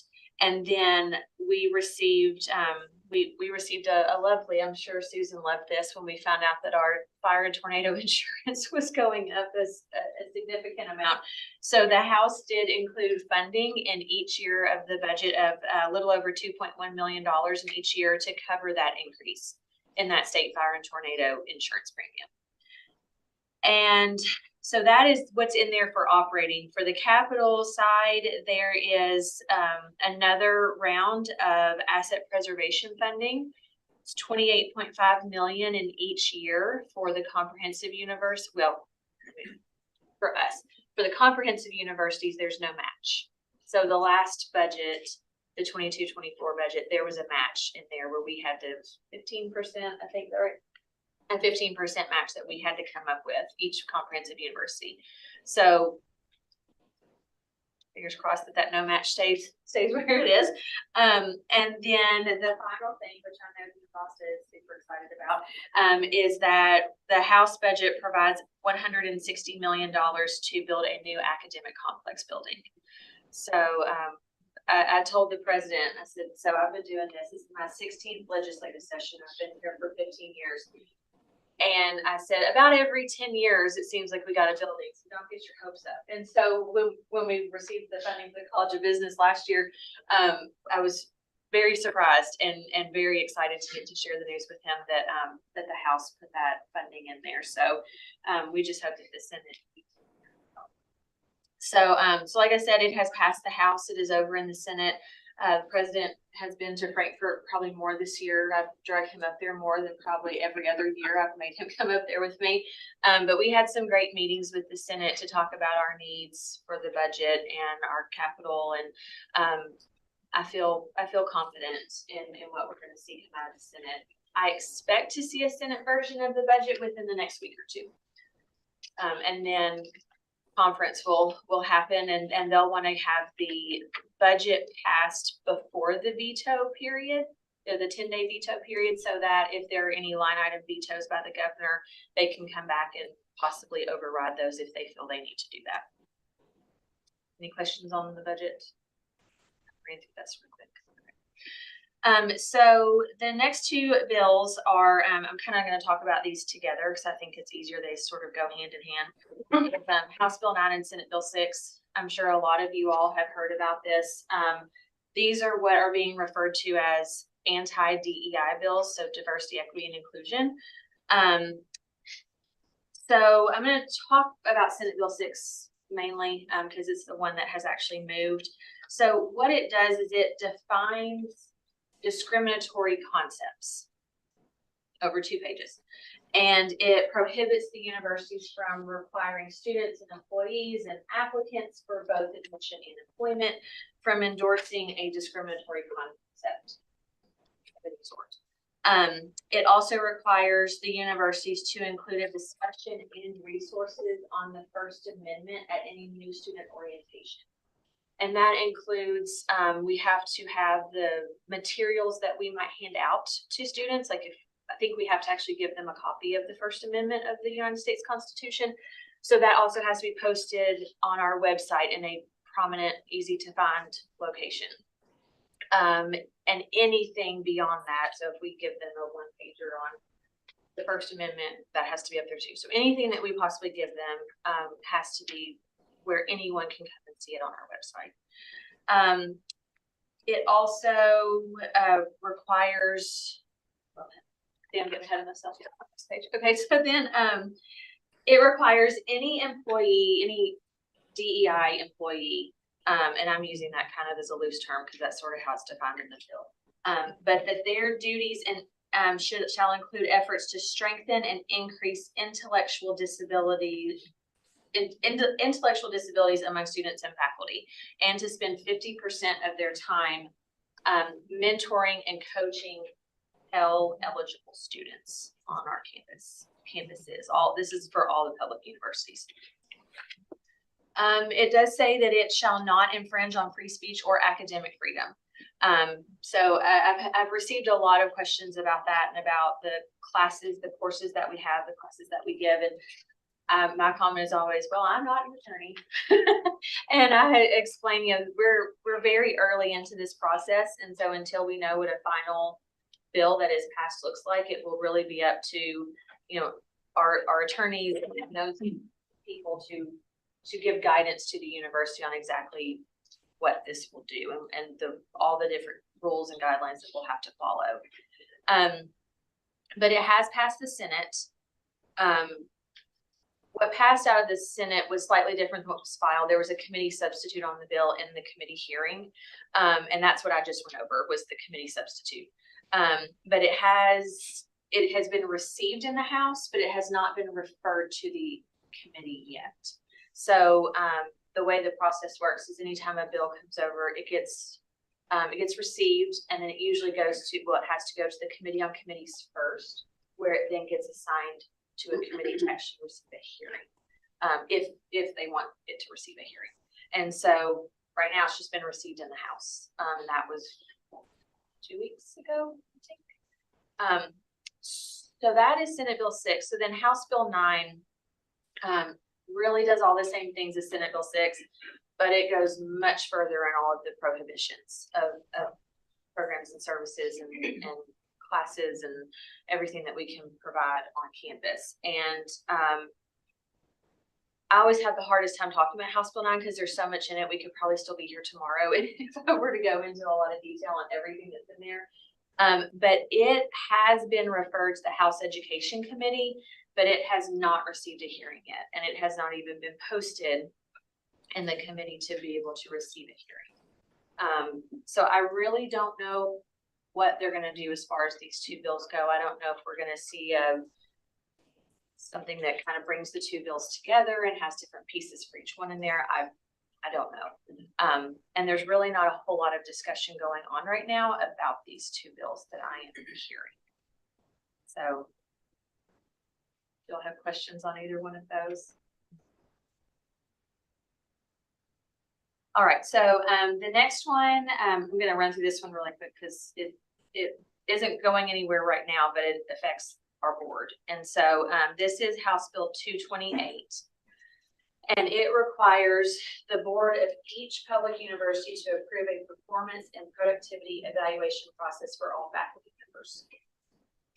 It requires faculty evaluations to be completed at least every 4 years. That does not mean that it's every 4 years. That means you can do it yearly if you want to. You can do it biannually if you want to, but it has to be done at least within 4 years. And then it permits the board to delegate appointment and removal of faculty to the president. So this bill was actually heard in committee in the House Education Committee for discussion only earlier. It was in January, but it has not been heard for an actual vote in committee yet. So right now there's just been no further action taken on that. So again, I'm not real sure where that's going to go, if they're going to end up passing that one or not. But if they do, I mean, that will be something that, you all will be having to approve some sort of a evaluation process. So, okay, so then these next three things kind of all go together. So we've got House Bill 630. If you all were watching the news or listening, keeping an eye on anything yesterday, House Bill 630 permits WKU to offer up to 5 PhD programs related to workforce and economic needs of Kentucky. So to give you a little bit of background, there was a question, President Camone actually testified in committee, and I'm going to turn it over to him in just a second to give you an update on that. But there was a question as, well, why can't comprehensive universities already do this? And I was the only person in the room who could actually answer that question because I was like, well, it's been there long enough to know why. So in 2011, there was a bill passed, some of you may have been here, that we had a group of physical therapists come to us and say, we really need a physical therapy program, an additional one in this part of the state. Well, back then, physical therapy is considered an advanced practice doctorate.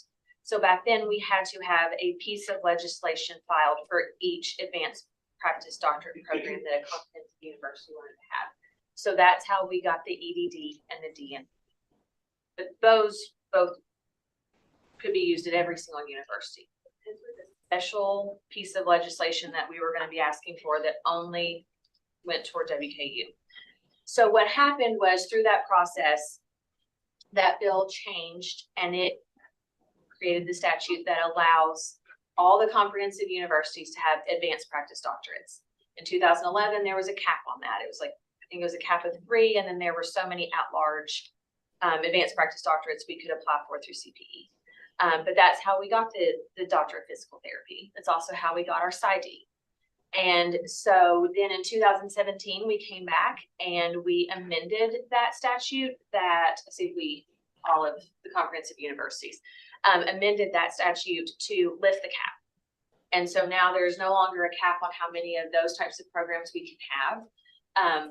It just has to go through the CPE processes like every other degree program that we have. So what this bill does, but part of that bill in 2011 said that the comprehensive universities cannot offer, and it's kind of this laundry list of things that we're not allowed to do. And so one of those is PhDs, vet school, dental school, medical school, architecture, I think. I mean, there's like there's a list of things in there that we're not allowed to do.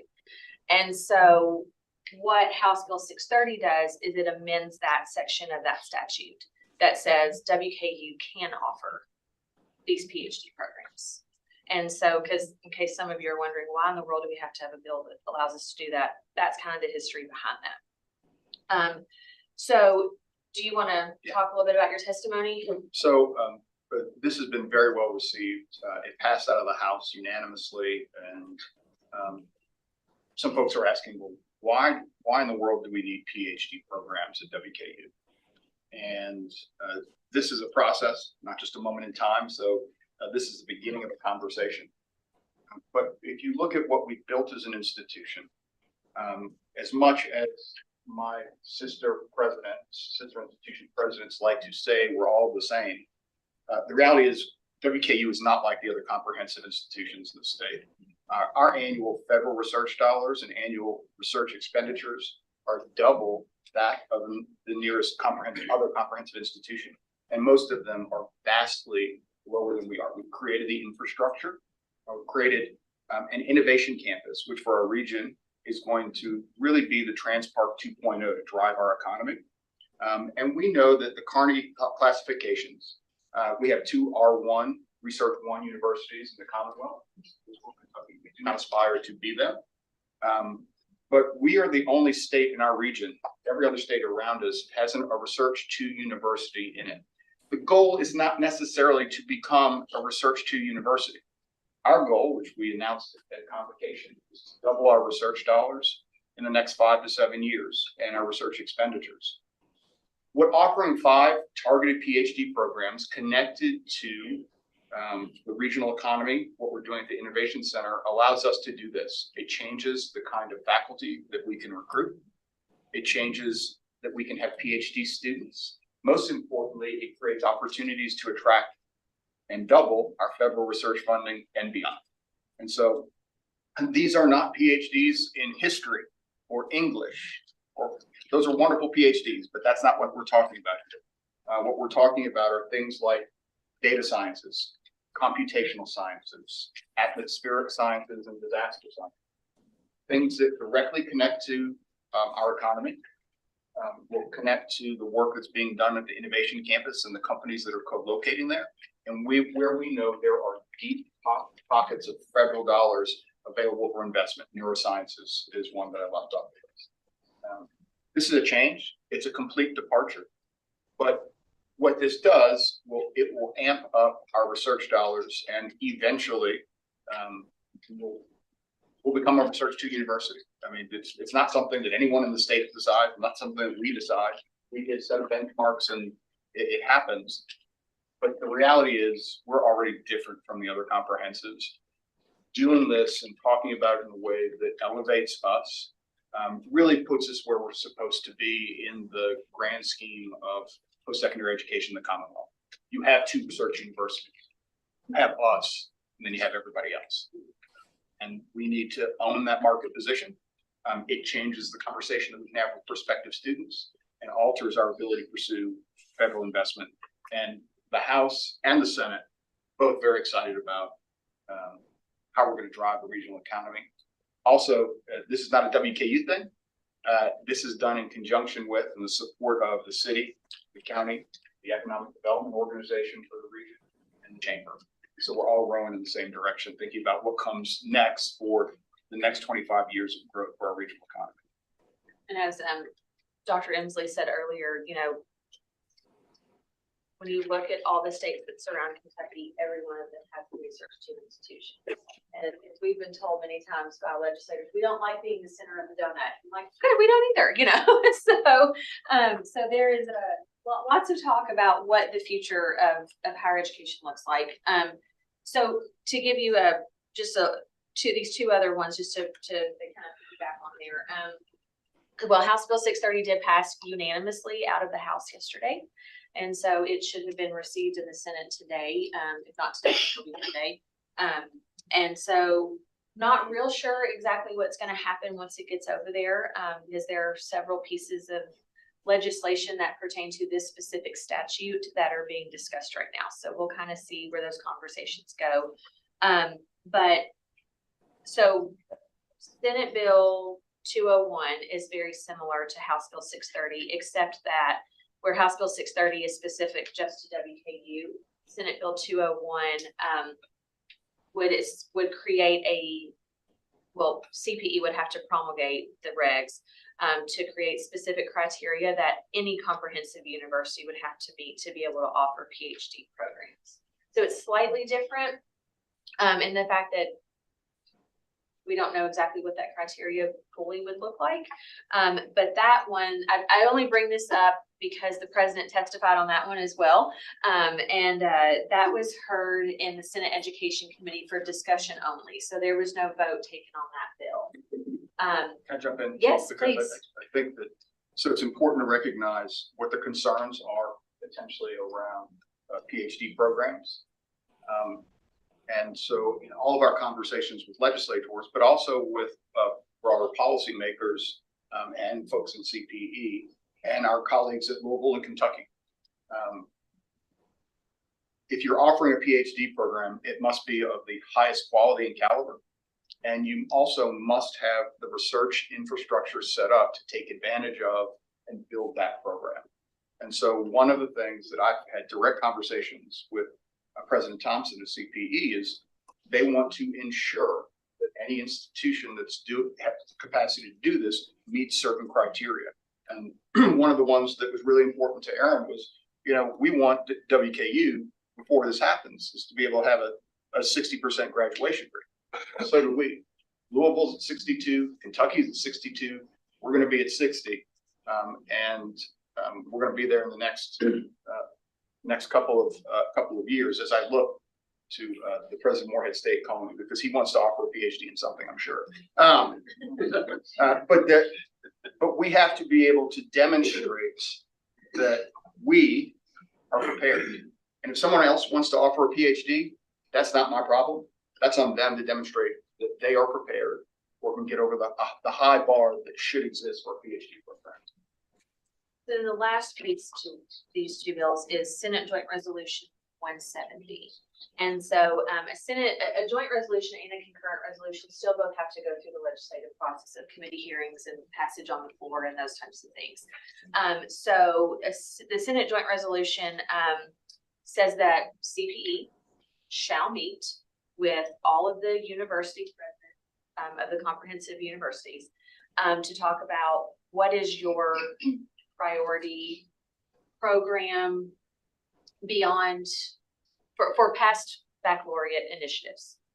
So as you see, this kind of ties back to both of these pieces of legislation, and that we have to be able to talk about how it addresses a workforce or an economic need in the state. Then CPE will be required to do a study, and they will look at what are these initiatives that all of these comprehensive universities want to provide. And it will be, okay, well, one, does Kentucky need this? Two, okay, say Kentucky needs this, where's the best place for it to be located? Those types of questions. And then also they will be looking at the comprehensive universities and whether or not we are all meeting the performance funding metrics and all of these different things that they have in place that's telling us this is what you should be doing as a comprehensive university. Are you meeting? Before decisions are made, because a lot of these, not these programs specifically that we've been discussing, but some of the other pieces of legislation that are out there are very large investments, financial investments by the state. And so I think this is there to look at, is this the best use of taxpayer dollars? Is this what we need to be doing as a state? And looking at it kind of much more holistically. So, Senate Joint Resolution has been referred to the Senate Education Committee, and we're just waiting for further action on that. So those are the big ones. Do you all have any questions? Questions on President Body's comments? Well, I think again, this speaks to the collaboration not only within the university, but with the city and county, and I would for people if they haven't read Knowledge Town, that book, it's what we're doing. And we have such an opportunity here in South Central Kentucky, up and down I-65 from Nashville to Louisville, and John Mark's right, they're coming, more people are coming, and we're positioned to take advantage of that. But building that infrastructure, which we've been doing, should position us well. To your point, I have had many of my colleagues at the other universities, other comprehensives, reach out to me and say, what's the secret down there? What are you all doing? Can we come and learn? And I've actually put together full day, 2-day meetings for one university in particular to come and to meet with our community leaders and learn about what we're doing down here. So, I mean, they see what we're doing and everybody wants it too. Now, I will tell you that university went back home and tried to start a conversation with their county and city commission, and it completely imploded because it's us them instead of just us. And 25 years ago, Judge Buchanan had the idea for the trans farm, and people thought that was nuts at the time. Why do you need almost 2,000 acres of land set aside? Well, 25 years later, that has driven our regional economy in such a way that we are the fastest growing city in the Commonwealth, and will be the 3rd largest county behind Jefferson and Fayette, Louisville, and Lexington in the next several years. And so I believe, and I know my colleagues in the city and the county and the chamber also believe, that the Innovation Campus is Transpark 2.0. That's the next 25 years of growth for our region. So we're working together to make sure that we're positioned to take advantage of that. And PhD is part of that. The companies relocating are part of that. Investment in the Innovation Campus is part of that. And it's all integrated. So it's a really exciting time. All right. Thank you. Thank you, Jennifer. That's, does anybody have any other? Madam Chair, just to revisit something from earlier, not to bring anything back up, but I didn't have any questions about the NCAA audit, but there's a lot of questions have come out about some of the numbers in there and some interpretations of those. So I just thought some of these numbers just to clarify a few things. So first question being, stand next to my fellow AD, if that's okay. Apparently he yeah, we all make mistakes. Well, yeah. So one of the things we saw in here is the statement of revenues and expenses that talk about $40 million. What is your actual budget? That doesn't seem like that's what that is. No, it's not close to that. In terms of the annual operating budget, my sense is that $40 million must be derived from endowments, debt service. Maybe it was money that went to the soccer softball facility. I'm not sure, but our annual spending is in the $28 to $30 million range. Something else about it, which is this question from the community.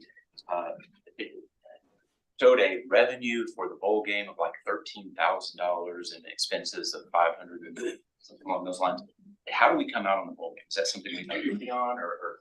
Yeah, so if those were the only numbers that applied, then that would show what doing the math, about $487,000 loss on the bowl game. Nothing could be further from the truth. It's not even close.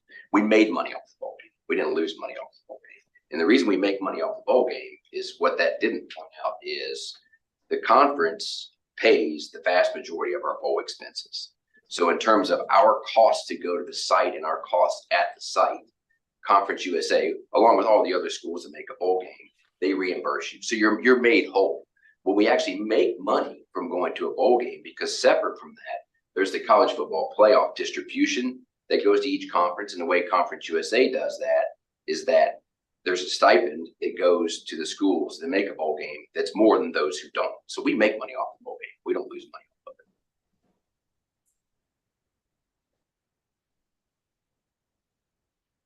it. It was a misleading number that I saw as well, because we present, you and I are the two people that have audits that are presented in front of the board that are separate from the university. Yours though is a procedural audit related to the NCAA. Mine's a little more formal, related to grants and things that we receive. I don't think that it confuses me that the numbers were so far grossly misrepresented to the $40 million total based on what you actually spent. And I hope that somewhere that will get clarified. Is there anything that anybody can do to really demonstrate the real number? I mean, that's the thing is, when we talk about facilities and debt service and those things, those are things that get lumped in to university expenses all the time. The force of this audit and the way that it has to be presented is what creates some of those numbers, like the total university debt. These are not numbers that are discussed in a regular audit, right? But they're comparative statistics for benchmarking, right, for the NCAA. And I think when you see misleading numbers like $10 for rights, and I wish there was a way for greater clarity just for people that interpret those as maybe that's a bad deal, when in reality, that's the way this particular type of audit has to be presented. Right. And I mean, what I would say is, I mean, there's sticker shock when you see some of these numbers. I would have sticker shock, but the university, yes, they subsidize our athletic department. Like you subsidize a lot of things.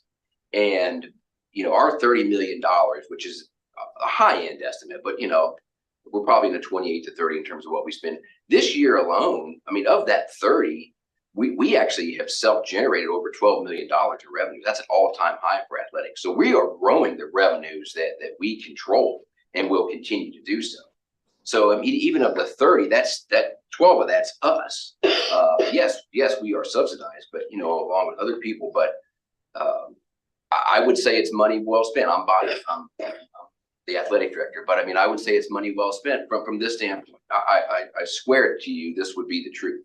If the university hired an athletics consultant to come in and to tear everything open and look at every cent that's spent, they would conclude, I guarantee you, they would conclude that our budget in comparison to our peers, when you look at that and you look at the success that we have on the field of play, the success we have in the classroom, the graduates that we're turning out that represent this university extremely well after they leave here, the vibe we bring to campus, nothing brings students together more than an athletics program does. The people we bring to campus that wouldn't otherwise come here if we didn't have athletic events. And then the millions of dollars of exposure that athletics, a good, successful athletics program brings a university, you would conclude that it's a successful, efficient operation. I'm enormously confident that would be the conclusion. Philosophically, we can always debate on where money is spent and is it smart and is it not. And I totally understand that and I totally get that. That's the great thing about our country. We can agree on things, we can agree to disagree on things. I'm gonna jump in here because I do think, look, this is a perennial question on every university campus I've been on. Athletics versus, and it doesn't need to be athletics versus. We do lots of things here and we invest in a wide range of experiences and activities for our students. We invest a lot more in forensics and speech and debate on this campus than any other campus I've been on. Why? Because we want to have the best speech and debate team in the country. What's the return on that? Winning national championships. We have a remarkable student publication staff, right? And we subsidize them, whether they believe it or not. Those salaries that are paid for those staff, those are university dollars that we believe in, right? And that's why we put those dollars into that budget. We've got a remarkable esports team, right? Starting to win national competitions. Why? Because we want to compete at a national level there. And our athletics program, if you look at our clip sheet, that's the media mentions we have. 90% of the media mentions for WKU are completely derived from athletics competitions and winning. And then I'm gonna say this. Our athletics programs graduate students, including our football program, at a higher rate than the average undergraduate student. These are remarkable students, and we want to recruit them and have them as part of our community. We decided we were going to do Division I athletics. We didn't kill football 20 years ago, 25 years ago. Guess what, folks? If we're going to do it, we are going to do it right. The same way we do academics right. We can do all of it because that's the kind of institution we are. So this us versus them stuff, this disinvestment stuff, just stop it. I'm not talking to the people in this room. The people who need to hear it are probably listening. I want them to hear that from me. I'm just tired of it. Amanda's with us at every donor event that I've been to. It's remarkable when they actually, you list what people are given, and the people that are giving to athletics are giving considerably more to academics in terms of the donations for various things. Absolutely. Most of them give to multiple areas across the university, including athletics. I've found that remarkable at every one of those events I've been to. So, I want to finish with this. It's not us versus them. It's all us. It's all WKU. Every bit of it. And so we should be proud of all of it. If you don't want to go to a sports game, that's okay. That's okay. Go see a musical event. But it's all us. And it's what makes this place special. Real quick, is there any area of this campus that isn't subsidized? No. But because I know you know, your public media group is subsidized as well, and we're successful, and we appreciate that. But I also wanted to give some clarity that every area of this campus has a subsidy. And I think if we try to inflate that or state that, augment that is a bad thing. I think it's a disservice to every group on this campus that does not generate any revenue that lives with a high subsidy. This area generates revenue, generates academic success, as we've already touted. I mean, there are very few, and I'll refer to the 10-year strategic plan. There are no lines on that plan for athletics that began at the successful standard that they needed to end with, because of the high percentage of graduation success and the that one score, the 930, that is a very difficult score to reach as you continue to reach. The APR, which is, if people haven't studied why that's important, man, you can find me a school that can do that every single year. And I will echo that Todd does more or less than any athletics program that I have seen in all of the time that I've been in side of the business that I've been in. That includes 11 years with ESPN. So I just wanted to throw that out there. Thanks for answering the question. Yes, sir. Thank you. Thank you so much, Todd. Appreciate that clarification. Do we have a motion to go into closed I session? do. I want to make a motion that the board go into closed session as provided in KRS 1.810. Following discussion of proposed or pending litigation against or on behalf of the. Next. All in favor? Aye. Aye.